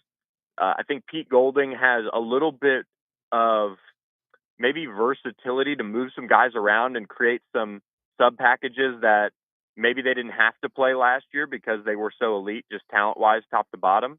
But this team has a little bit more of that versatility where they can move some guys around and maybe have some fun with it and not just be able to play teams straight up, which is a good thing and a bad thing, I think. What have been some of the biggest highlights coming out of camp? I know they just put pads on just a little bit ago, but what have been some of the biggest highlights coming out of camp? I think the wide receiver position. That's a group that they brought in Dazon Stribling from Oklahoma State, who started there. They returned Caden Lee, of course, who's spectacular, and when he's on, he's probably one of the best slots in the country. Truthfully, I mean, he's really, really impressive on and off the field. And then they have guys like Traylon Ray, Deuce Alexander. They added Caleb Odom from Alabama. Mm-hmm. Yeah. They really have a bunch of different body types. And then if they can get Luke Haas, the Arkansas transfer, back relatively early in the season, maybe in time for that LSU game, that would be big as well because they've got Daquan Wright, one of the better, I think, versatile tight ends in the conference. They've got options for Austin Simmons. It's not going to be because of talent at the what I like to call the pass catcher position that he's going to be good or not be good. I mean, he's got a lot of different weapons that are really breaking through and looking like a strong bunch. And I think depth-wise, probably better than what they had last year. They're not going to have at least I think it's tough to say just pure talent, number one go-to guy. Trey Harris, when he was healthy, he's unreal. But Dazon Stribling has a chance to be his number one target, and some of these other players are really making taking their stab at being that guy for Austin Simmons early on. With all the interviews you've done, this is probably the longest we've gone without really talking a ton about Austin Simmons, who is basically the quarterback version of Ryan Williams with his age and how intelligent he is. But I'll be honest, Billy, I was, those SEC Network marathons they put on. I started watching the Ole Miss day, and I had forgotten how well he played against Georgia because of Jackson Dart going down early. But he really looked good in that game, and And it's pretty amazing because I remember back when I was a young kid and the Ole Miss people were so upset that Peyton went to Tennessee, and it took them a long time to get over it. Really hadn't heard a whole lot about that with Arch when Arch didn't go to Ole Miss because of what Lane's done at the quarterback position with developing Dart into a first rounder. And now with Simmons, he's now getting the keys to the car. How good can he be? Because he looked pretty dang good against some high level competition last year. Yeah, I think he's got a chance to be really good, and there could be some growing pains here and there. I mean, he'll either have a lot of confidence coming off of that Kentucky game, or maybe picked up some key pointers and learning experiences and all of that, because they go up to Lexington in a big quote unquote revenge game right off the bat there in week 2. So he's going to get thrown into the fire. And I tell you what, though, he is so impressive mentally. He's so impressive, just personality wise. He's a hard worker. He's in the Manning Center at some ungodly hour every day, and just putting his best foot forward. And I think that's where, if we're going to trust Lane Kiffin to be a quarterback guy, like he's shown throughout his career, he had 3 years to really assess Austin Simmons and figure out, is this guy the guy that I need, both on and off the field, to take over and do this. And they didn't go out and mess around with trying to bring in another starting quarterback. They had every right to, if they wanted to, truthfully, but they didn't.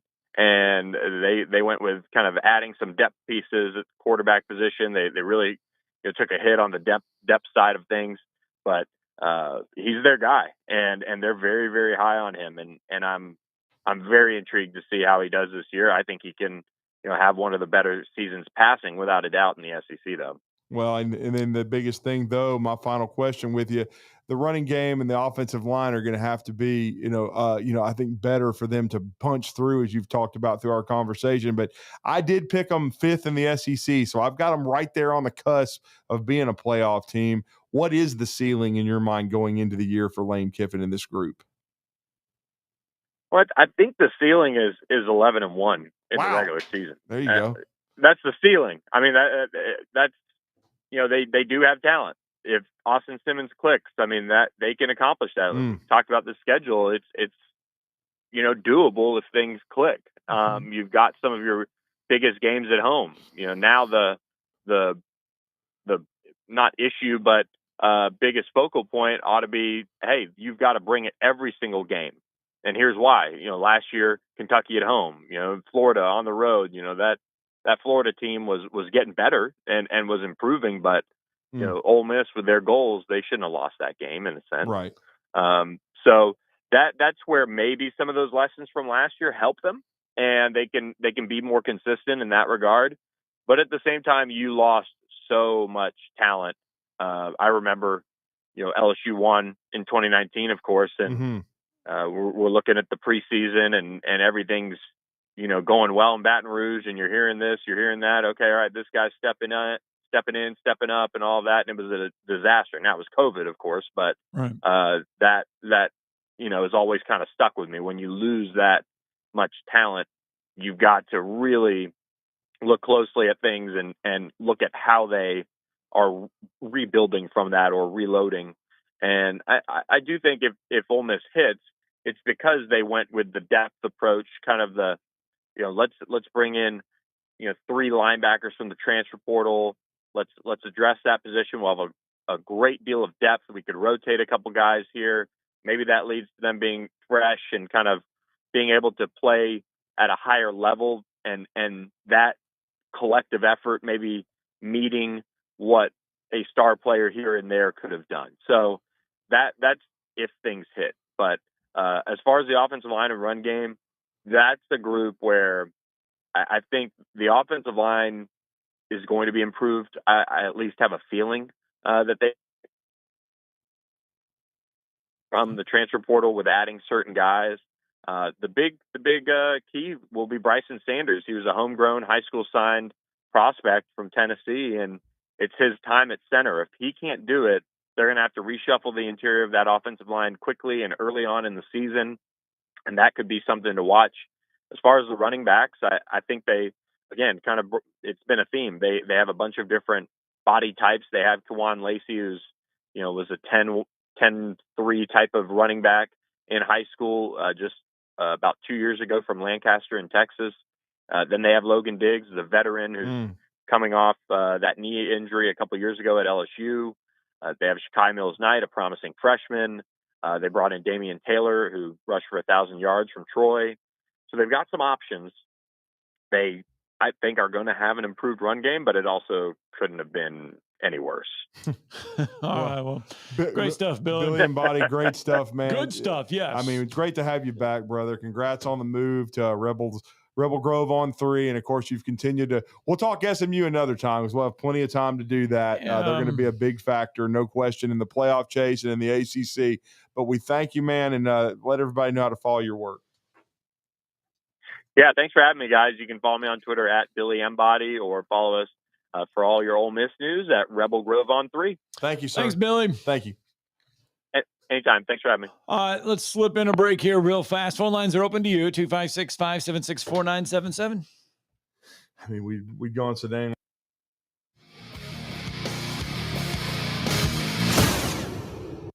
You're listening to Talkin' Ball on 97.7 ESPN, The Zone.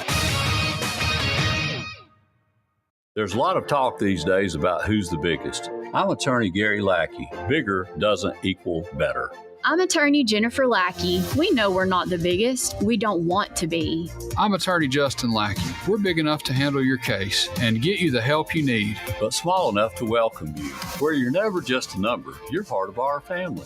The Lackey Law Firm, 1-800-4RIGHTS. No representation is made that the quality of the legal services to be performed is greater than the quality of legal services performed by other lawyers. Tom Luganville here for my friends at Woody Anderson Ford. Bobby White and his team take great pride in their service department, and you can see it the moment you walk into those beautiful new service lanes. And just like a championship team, they all work together to make sure your experience is second to none, whether you drive a Ford or not. Also, check out the gold certified pre-owned inventory at Woody Anderson Ford for great deals every day. Stop by and see them at Jordan and Sparkman, or at Woody Anderson Madison on Hughes Road, or visit WoodyAndersonFord.com.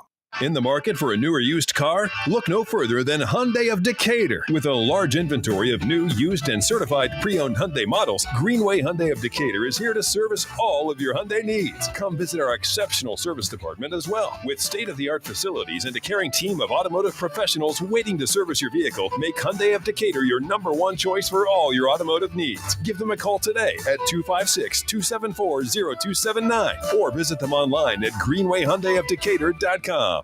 No representation is made that the quality of legal services to be performed is greater than the quality of legal services performed by other lawyers. A wise man once said, "If you take care of old folks and children, everything in the middle will take care of itself." Hi, I'm Danny Aldridge, lawyer in Alabama and Tennessee. In the next 20 years, the number of those folks over 65 years of age will more than double. In our golden years, the most important goal is to be treated with dignity and have control over doing what makes you grateful with those you love. At the Aldridge Law Firm and the Legal Town Center, we're dedicated to help you with these goals, and we'll be there when life throws you those inevitable curveballs. Let us assist you with your legal needs, whatever they may be or become.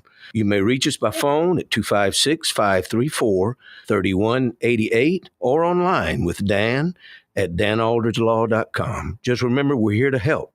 Whether it's personal injury, wrongful death, fraud and cheat, or estate planning made complete, we're here to help. There's power in caring when it is put into action. Each year, our bankers serve on nonprofit boards, support our local educators, and volunteer with our hometown food bank. I'm Bobby Humphrey, Vice President of Business Development for Bryan Bank, and community service is just not a line item in our mission statement. It's who we are. Because after all, Alabama is our home too. That kind of commitment to community might not be what you would expect from a bank, but it's exactly what you can expect from us. Give us a call or stop by one of our 2 offices in the Huntsville area and experience unbeatable service and legendary results. Bryan Bank Equal Housing Lender, NMLS ID 2428943, member FDIC. The Tom Abraham Show, weekdays beginning at noon on 97.7 ESPN The Zone and WZZN TV.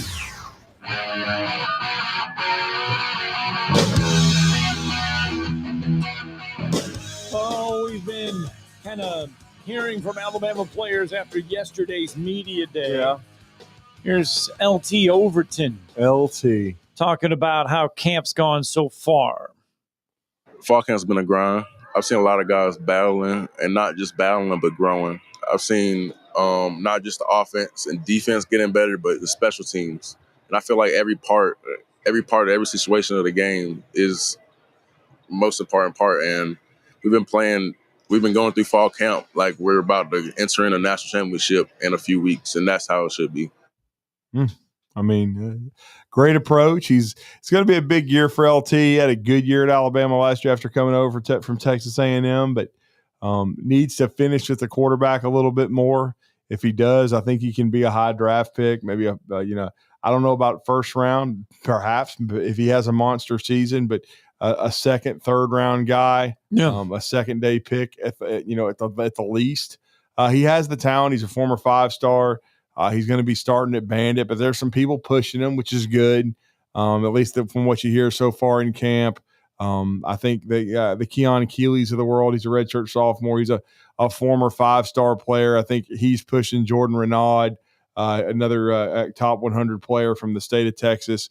I think he'll be number 11. He's going to be pushing. Keon will still be number 31. So those guys at the Bandit spot, I think, are competing. And that's what you need. You need some depth. It's hard to build depth in the portal era, but you need that. Yes, and I think Alabama's trying to get some of that done. And that's big for Freddie Roach's defensive line. Look, I've criticized him already today. I've criticized Roach throughout. But if his group performs up to expectations, hopefully Alabama will be back in the playoff, make a run at a national championship, and then he can go be the defensive coordinator at South Alabama or somewhere. By the way, you can hear Parker Brailsford, Jeremy Bernard, LT Overton, Ryan Williams, Bray Hubbard, Josh Cuevas, all on our YouTube page. We'll have more coming up there here as the day kind of goes along, but those are the players on there right now that you can head over there and hear all of their media day interviews from yesterday. From Alabama Football Media Day. Well, I mean, if you watch the coverage a little bit, it was a lot like what we do at our high school football media day. They put all the players out there. Stand up or in front of you for 8 or 9 minutes, and they sit down at a table with a placard, and they take questions and answer your questions. And that's basically what Media Day has turned into at Alabama. It was under Nick Saban a lot of times. It was on a Sunday, and you would hear from Saban, the two coordinators. Then you would hightail it over to Bryant Denny, and they were getting ready to have a team picture, but it would be a cattle call. They would let the players out on the field, and you just run up to whoever you wanted to run up to and spend a few minutes with them. But it's a little different. They do it in the indoor complex now, in the indoor facility, but and they involve Yay Alabama, as you heard Ellis from Winchester, Tennessee. Well, it's a way to make a little bit of money. Schools are getting Ellis got creative. A chance to take some pictures and spend 3 hours. Because remember, the media day too was also the day where that wasn't Fan Day though. Fan Day was another day that you would be able to come in, get pictures and all that stuff. But a lot of times that open practice, I just under Saban. That I was just referring to, where on a Sunday where you'd hear the coordinators and coach, and then you would see the players, and then they would do the team picture. That was Fan Day a lot of times, because a lot of times the open practice would be after that. Yes. And you would watch the practice as a media member in thank goodness in the air conditioned press box, and watch the practice, and then that would be quote unquote Fan Day. That's where running of the Gumps. They don't really have Fan Day anymore. About. What it's called now is just Media Day. Yes. And then you heard Ellis, and I'm glad he called in. That was a very good call where he gave us a look behind the curtain. Yay Alabama allows 100 fans. It's a way for them to make money. Yeah. It's all it is. They need avenues to make money. And remember, they started charging for the autographs back in the day. It was like, $10, $12 or whatever. That Fan Day, they would say, okay, you get 45 minutes, but you got to be signed up with Yay Alabama. Right. This is a way, and schools are getting creative now in ways to make money, involve some of these, because if you're charging them, you got to give them something. Mm-hmm. And that's what Alabama did there. All right. Let's slip in a commercial or two here, because when we come back, Hale McGranahan's going to join us. Lenora Sellers, remember, Billy and Body just said, and I quote, he believes Lenora Sellers could win the Heisman Trophy. We'll delve into South Carolina camp coming up next.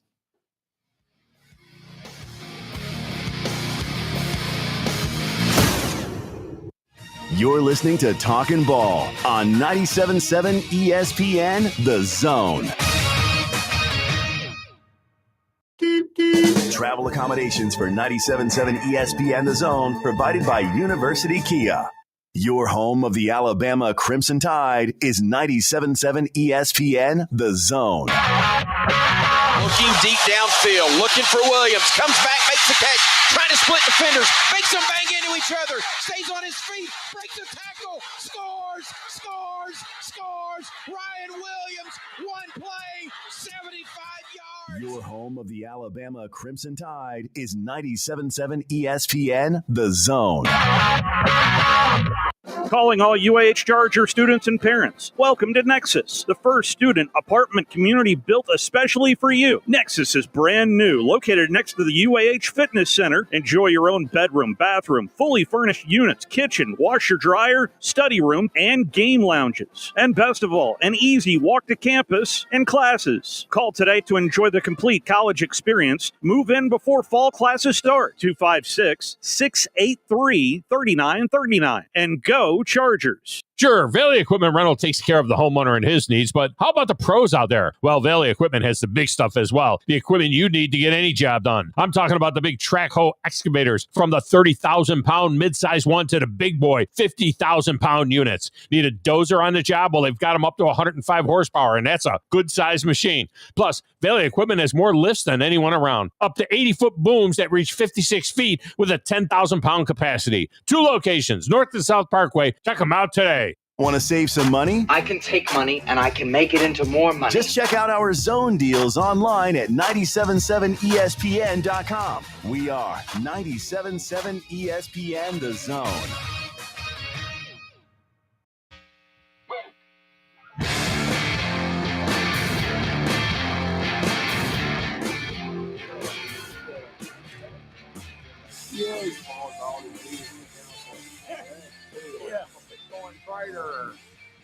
By the way, we're back.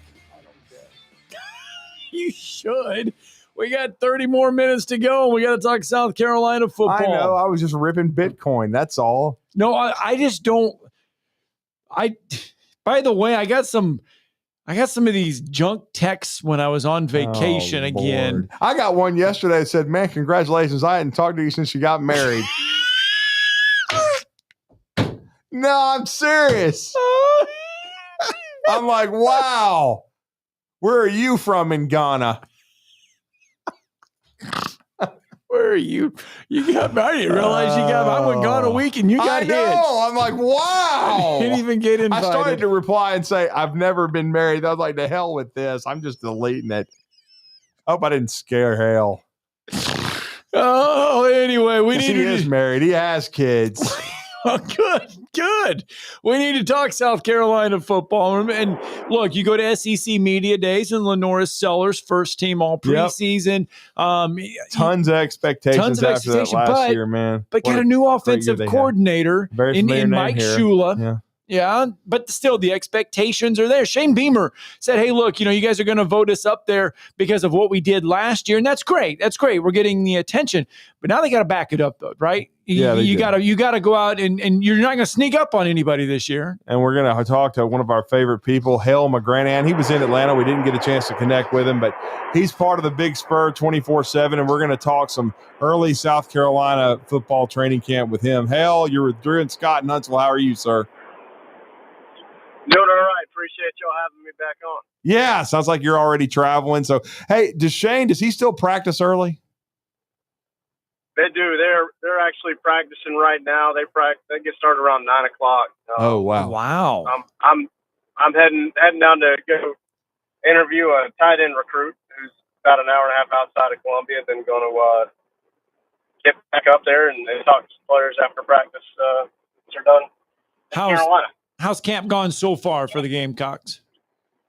So they're 3 days in, getting ready. I guess they're putting all the pads on today. Mm-hmm. Still obviously early, but I've heard a few good things about a couple guys on the defensive side of the ball who are competing for spots that are vacated by very productive players like Cal Kennard and Demetrius Knight. So I'm interested to see how things take shape as they start really playing football and tackling and blocking with pads on and doing all those things that are actually football and not just two-hand touch. Yeah, I mean, and we know the expectation, and man, what a year they had a season ago. I mean, Alabama barely escaped the Gamecocks, and that's kind of what told me like this team's a lot better than I thought. Sellers was coming off of a redshirt year, but you saw his talent. I kind of thought that's when he started breaking out, and then defensively they were so good. You mentioned Kennard, Dylan Stewart had a great freshman year. That was a really good front, but now they've got 3 of those 4 guys they got to replace. Yeah, and they went and they got some pieces out of the portal for the tackle, defensive tackle spot where they lost 3 guys who are on NFL rosters right now and have a legit chance of sticking. So they've got to replace production at every level, at multiple positions at every level. But they've also got a bunch of veterans back too, in addition to some of the portal guys that they brought in January and even later on in the year. But there's an interesting air of confidence about some of the guys on this team, especially the ones who were a part of that really good defense last season. Well, obviously, I mean, Lenora Sellers is getting all the headlines. He got it in Atlanta, continuing to get it now. And obviously, expectations are big surrounding him. But what's around him to make sure that he is good? I mean, offensive line, who's going to be able to get the ball when he throws it in the running back spot? Yeah, so they've got a blend of guys who have played and started along the offensive line for South Carolina, like three offensive tackles with starting experience for this team. So that's probably unique to a lot of folks around college football. And they've got a handful of guys, again, from the portal who are competing for 3 spots along the interior, both guards in the center, and a couple of guys at those interior spots who have started around here and played a good bit. So it's a pretty veteran group, but there's also some young guys who are true freshmen who might have a say in the matter. So that's going to be an interesting storyline to follow. Running back still a little bit up in the air with Rasul Faison, not knowing if he's eligible or not. Oddly enough, here 3 weeks or so before the season starts, there's not a final answer on him, but they've got a bunch of other guys who are going to play whether or not Faison is available. Then receiver is a blend of 6 freshmen and 4 guys who were around last year. So tons of position battles to be won on that side of the ball for sure. Well, and I've already heard, and we did in Atlanta, and even after from Shane Beamer. Sounds like a little bit of frustration with the Rasul Faison situation, but are they expecting some sort of clarity at least before the season opener? Definitely frustration. I know that is for sure, but they've had points all along the way over the last few months where they thought this thing was going to be resolved one way or the other. I had a one-on-one sit down with Shane the end of June before they had the dead period and things were kind of quiet for a little bit with coaches being out of town and that. And he's like, hey, you know what? I feel pretty confident we're going to have something figured out by mid-July. Well, that was around SEC Media Days, and those have since come and gone, and still here we are. So who knows? For all I know, it'll drag out into the season. I don't think it will, but it's hard to put anything past the NCAA these days, right? So we'll see. So then what would that leave them? I mean, if he's not there, obviously this right now, guys are getting a chance to figure something out in camp. Who's behind him that could help? So Oscar Attaway is a guy who started in the bowl game and had a pretty solid night against Illinois when Rocket Sanders opted out of that game. So Attaway stepped in and performed well. He's a 7th-year guy who transferred in from North Texas last year, so he's older like Faison is. Then Jawarn Howell, who transferred in last year from South Carolina State.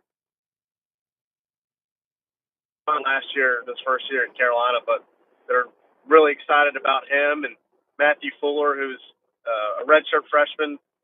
They signed out of high school, and they got a transfer in June from Isaiah Augustov, who played at Colorado last season, was Colorado's leading rusher actually last year, and he began his career at Arkansas season before that, so he's on his 3rd stop now. So they've got that handful of guys who who are veterans in various degrees who I think are, just me personally, I don't see a stark difference between what Faison can be and what that group as a whole could potentially be. I don't think there would be a significant drop off if Faison can't play. Like I don't think that there's going to be like any drastic difference in what this team's ceiling ultimately could be. And we're talking to Hal McGranahan, Big Sport 247, covering the South Carolina Gamecocks. Hal, another very interesting name. We talked about him in Atlanta quite a bit. He's a freakazoid athlete. He's finally concentrating on football. How has the first week of camp been for Nick Harbor, who could develop into a frontline number one wide receiver for Lenora Sellers? Yeah, I haven't gotten any real feedback on how any of the receivers have done these first few days. I think everyone's just kind of mum on that at this point right now because it's such a big deal for this team. But yeah, as you mentioned, he's not running track. He didn't run track this year. Mm-hmm. I mean, he basically started playing football before last season in like July. So he was all track from January till July essentially. It took him a little while to get going. Then as we all obviously saw in that Alabama game, he made a couple plays, had that touchdown catch. Oh man! And then just continued to ascend, especially during the month of November when Carolina went on their run. So probably not a coincidence that when he started playing his best ball, that Lenora Sellers was playing his best ball and the offense started clicking. That kind of all happened at the same time. So definitely going to be a big deal if he can pick up where he left off and even take it to another level. That would be just massive for Sellers in the offense, of course. Obviously, is the ceiling another double-digit win season for this team? Yeah, I think that's fair to say. My kind of quick snapshot or thoughts of it all is like, hey, how much better can Lenore be, assuming that he's going to be better? I think a lot of folks are, and that's probably safe to assume. But at the same time, it's like, what kind of a drop-off will the defense have? Because they were so good and they lost so much. Like there will be a step back, but how big of a step is it going to be, or how many steps back will it be? So where do those things balance out, and how long does it take everyone to figure those things out? And as we saw last year with this team, it's kind of important to figure out when you play your best ball, because if you catch a team at the wrong time, like LSU, like if they caught LSU later on in the season, it's probably a different result in that game. And you could probably make a similar example for like the first half and the second half of that Alabama game again, going back to that one. So, so yeah, those are, to me, are kind of the variables with the Sellers. How much better is it going to be in the defense? What kind of a drop off will it be? And I wanted to ask you before you go, Hal, because both these guys we followed them in their careers in our state at Alabama, but they both are competing for starting jobs in the front seven with with all the guys that the Gamecocks lost to the NFL a year ago. But Monkel Goodwine at defensive tackle, and then they got a transfer from Sean Murphy. I know he spent a year last year hurt at Florida State. But Murphy and Goodwine, I know you talked recently had a sit down with Shane Beamer. Did those two names come up at all, or are those two guys competing for starting jobs? I can't remember specifically if they came up definitely with Shane, but I'll say this about Murphy is everybody seems to want to talk about him. Anytime I'm trying to get some intel about the team and all that type of thing, his name usually comes up pretty prominently. So I think he's in a great spot to be one of the starting linebackers. They run that 4-2-5 base. I think he's going to be one of those two guys in linebacker when they teed up against Virginia Tech for sure. And Goodwine, we'll see if he ends up being a starter. I do know this: defensive tackle is a big time concern for this team in 2025, and he's definitely going to have a role, whether that's a starter or a guy who's coming in as a rotation player. I think he's going to be a part of this defense and on the field a good bit while they're out there. No doubt. Well, I mean, it's going to be a big year for Shane and this team to see if they can now deal with expectations, because they kind of snuck up on some people last year. But the back end of the schedule is difficult, but they do get Alabama at home. A lot of people think that's a big-time trap game for the Tide on October 25th over there in Columbia. But going to be a really interesting year, especially if Sellers does. I mean, we had Billy Embody on first part of the hour. Hell, he thinks that Lenoris will win the Heisman Trophy. If he does that, Gamecocks are probably in the playoff. Hey, if Lenoris had the start of so if their first 5 games, if he did what he did in the last 5 games, I mean, he would have been the betting favorite by mid-October to win that thing last year. And I guess he got a little too hot too late for that to be a possibility. But yeah, that would be probably a good thing for this team and what it does for this season. Do you think, Hale, the offense will look much different under Mike Shula? Not a ton. I think there'll be some differences with how they run Lenoris. There could be some differences there. Maybe some subtle things with the passing game that may not really jump out to folks like me who, I'm certainly not overly qualified when it comes to X's and O's, but I think they're going to want to accentuate what Sellers does and let him be the playmaker he is, but while also trying to improve upon some things, especially as a passer. Well, good stuff, Hale. We know you're on your way to get some more intel and, of course, update the Gamecock fans on some with a key recruit. But we appreciate the time. Safe travels. But let everybody know how to follow your work and, of course, the Big Spur.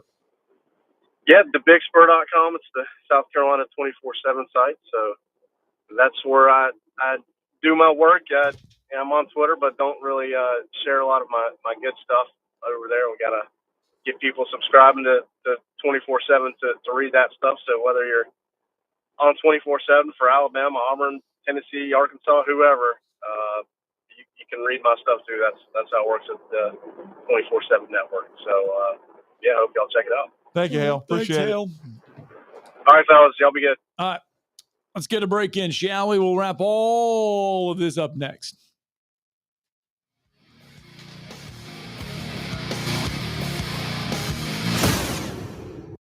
You're listening to Talkin' Ball on 97.7 ESPN, The Zone. Eagle Masonry and Installation. It's right there in the name. Eagle is your one-stop shop for block, stone, or brickwork, monument signs, and outdoor kitchens and fireplaces. Eagle also offers the finest craftsmanship and insulation, including fiberglass or spray foam insulation, and of course, insulation removal. Philip Love and his team have years of experience, bringing the region the best in masonry and insulation services. For more information and a quote, visit insulatewitheagle.com or call 256-755-1556. Eagle saves you time. Eagle saves you money. Since 1983, Berkshire Hathaway Rise Real Estate's Ann Adams has been your local go-to real estate expert in the area. As a buyer, you can trust Ann's in-depth knowledge of the local housing market to narrow available properties down to those you'll be interested in, saving you time when shopping for a new home. When you're ready to sell, Ann's expert negotiation skills will ensure you get a fair price and hassle-free experience. Call Ann Adams today at 256-337-2625 or email annadamsrise@gmail.com. Hi, this is Wes Neighbors. I'm here with Sam Fleming with Fleming Roofing and Restoration. Sam, tell the folks about Fleming Roofing and Restoration. Hey, Wes. Our company, Fleming Roofing and Restoration, specializes in commercial and residential roofing and repairs.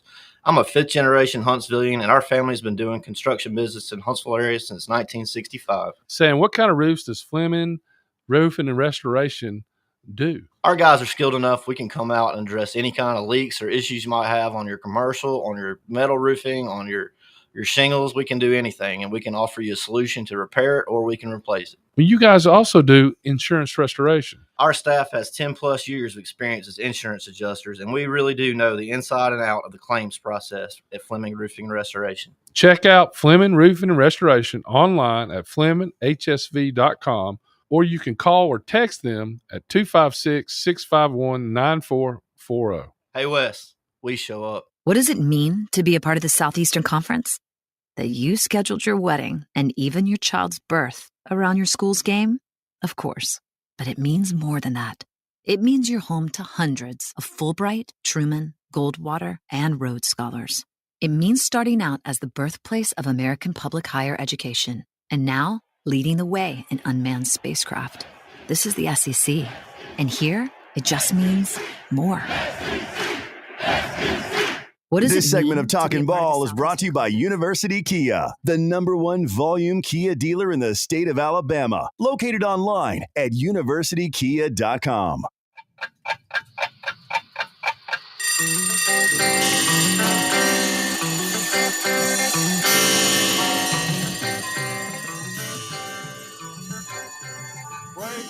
Braves lose. Ha ha ha, Braves lose.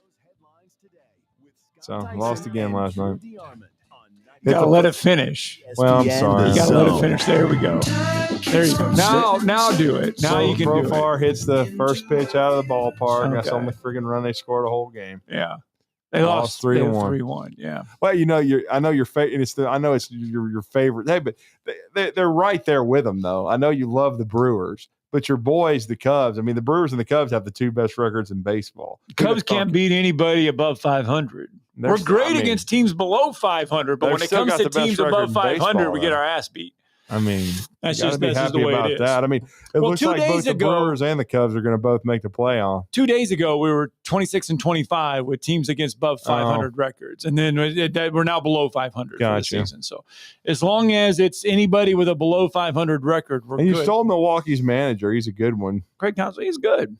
Mm-hmm. He's good. I almost thought with all the plane delays that we had, I thought we would get. I was hoping they would just say, you know what, your plane is canceled and you're not going to get to fly out until Tuesday morning. I was already looking at hotels in downtown Chicago, and I was like, well, heck, the Cubs are in town. I mean, we can just go get a hotel. We'll just stay the night. We'll just Uber downtown and we'll just spend the. You should have gone to the Houndstooth bar, man. I hear good things about it. Well, we ate in the. Well, I know you ate good food. We ate in the airport. Oh, well, yeah, that's right. Because you went to get food when your wife was talking to Brent Musburger. Yes. That was a great conversation. Something about toasted airport bagels. Well, I don't know why they're so good. Dinner last night. Where'd you go? Was. We did it at the house. Oh, you we had all the stuff. We pulled out all the Chanel. We had all the good stuff last night. At the house. Woo, did we cook? So it wasn't catered. You cooked smoked cream cheese. Oh, wow. Have you ever done that? Oh my gosh, it's so great. Take a barbecue seasoning and any kind of seasoning, any kind of barbecue seasoning, put it on a block of cream cheese, put it on some foil, and then put it on your egg or whatever. Just let it smoke for a couple hours. Oh, wow. Oh, fantastic. Capri salads. We had some New York strips, hash brown casserole, roasted vegetables, dessert. Man, oh my goodness. So Scott, man, he was cooking all day yesterday, man. Oh, it was great. It was fantastic. There you go. Awesome day. Hey, Jaden Roberts, this was good. He likes Waffle House. Here's part of media day yesterday. Man, if anything, I'm going to Waffle House. Ooh. Yeah. What we getting in Waffle House? Man, I'm getting the cheese and steak bacon sandwich, man. I love me a good sandwich. So. Mm-hmm. You don't ever get a waffle? I mean, I would, but I like to stay a little light. Makes sense. Waffles a little heavy on me, but Makes sense, I get about like 6 orders of the same thing. What we drinking? Final question. What we drinking? Oh man, apple juice or orange juice. That's my go-to. A cheese and steak bacon sandwich, but I'm gonna stay light. Yeah, well, I've got to find me Apple Burst Gatorade, man. I'm finally gonna get some this week, hopefully. I told you yesterday. I know. Go check Walmart. Yeah, I'm not checking it yet. I ain't got no money. Oh, anyway. We are just about done here on a Tuesday. 256-576-4977. There is a short time if you want to join us here. If you want to what? Yeah, if they want to rejoin us or join us or whatever you want to. If you're calling again, of course, if you're Jeff, you're banned. But if you want to, is he ever going to be unbanned? No. I mean, he's a turd. You don't unban turds, man. So he had all kind of opportunities. He's been banned and unbanned before. Remember, and just started insulting people's wives and everything else. So he's not unbanned. So, but yeah, if you want to join us real quick, 256-576-4977. If you want to tell us what you want at Waffle House or hash browns, man, that sounds really good right about now. Sausage, egg, and cheese, the hash brown bowl with the waffle. After the movie the other day, I actually did go to Metro. And, did you? What'd you? Yeah, I finally tried the poutine. It was good. The fries and the gravy and the cheese curds, and then instead of I started. No, you should not. I ate that. I kept telling myself I was going to try it one time, so I tried it. And so I had me an appetizer, and then I had an appetizer, then you had that? Yeah, because I hadn't eaten anything all day, so I was like, man, I might just do the chicken and waffles because we know how good the chicken and waffles is. It's amazing. Did you do the chicken and waffles on top of everything else? I just ended up getting a barbecue burger. Man. Okay, good. So with some home fries, finally decided, I think I'll pass on the half a chicken, but it's really good. Well, the big headline, and we talked about it in hour number 1, and then we'll just throw it out there again in hour number 2, is the fact that the NCAA decided it will stay at 68 teams for March Madness. They will not expand to 72, will not expand to 76. Yep. But in 2000, that's for 2000, that's for this coming season. They will continue to talk about it. It may or may not happen. It may or may not happen. We don't know. And Scott may or may not go to Waffle House. I probably will not go this morning. I will, but I will probably end up there at some point this week. I was trying to figure out what day would be the best to go. It won't be this morning, but I'll end up there. Cool. I mean, because yes. No, Jonathan, sorry, I will come to Metro Diner too. Western omelet, no salsa, hash browns extra crispy, 2 pancakes on the same plate. That's breakfast. That's the Scott. All right. We're in tomorrow morning, 7 a.m. to 9, Talking Ball 97.7 ESPN The Zone.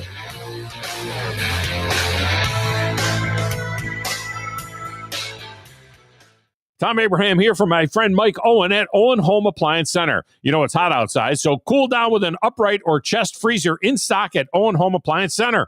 And don't let those beverages get hot. Get an under-counter ice machine with a built-in pump for just $12.99. Or how about a fridge out by the pool or in the garage for extra cold drinks? You can get a scratch and dent 18-cubic-foot refrigerator for just $3.49 while supplies last. Go to OwenAppliance.com to learn more. That's OwenAppliance.com. Hey folks, this is Arthur Seaton, managing partner at University Kia, proudly saying Roll Tide and War Eagle. Stop into University Kia today and shop one of the area's largest selection of new Kias, including Fortes, Seltos, Telluride, and Popular Carnival, and fully electric EV6. View all the great specials at universitykia.com and get pre-approved in minutes so you can drive home your new Kia you really want, because we want to see you in a University Kia. SportsMed is the official team physicians of the Rocket City Trash Pandas. And if the pros trust SportsMed, you can too. SportsMed provides every service you might need for complete orthopedic care, specializing in orthopedic surgery, sports medicine, joint replacement, spine surgery, neurosurgery, and podiatry. And they offer their own brace shop, in-house full-body MRI, physical therapy, walk-in clinic, and so much more. 4 locations and on the web at sportsmedalabama.com. You don't have to go somewhere else just so you can go somewhere new. Plan your next vacation with Huntsville International Airport and Breeze Airways. Enjoy friendly, convenient, nonstop travel to some of the most exciting destinations in the U.S., including the home of 12 world-famous theme parks, Orlando, Florida. With flights starting as low as just $49, Breeze has got you covered with easy, breezy, nonstop flights to Orlando. Make all their dreams come true. Book nonstop to Orlando now at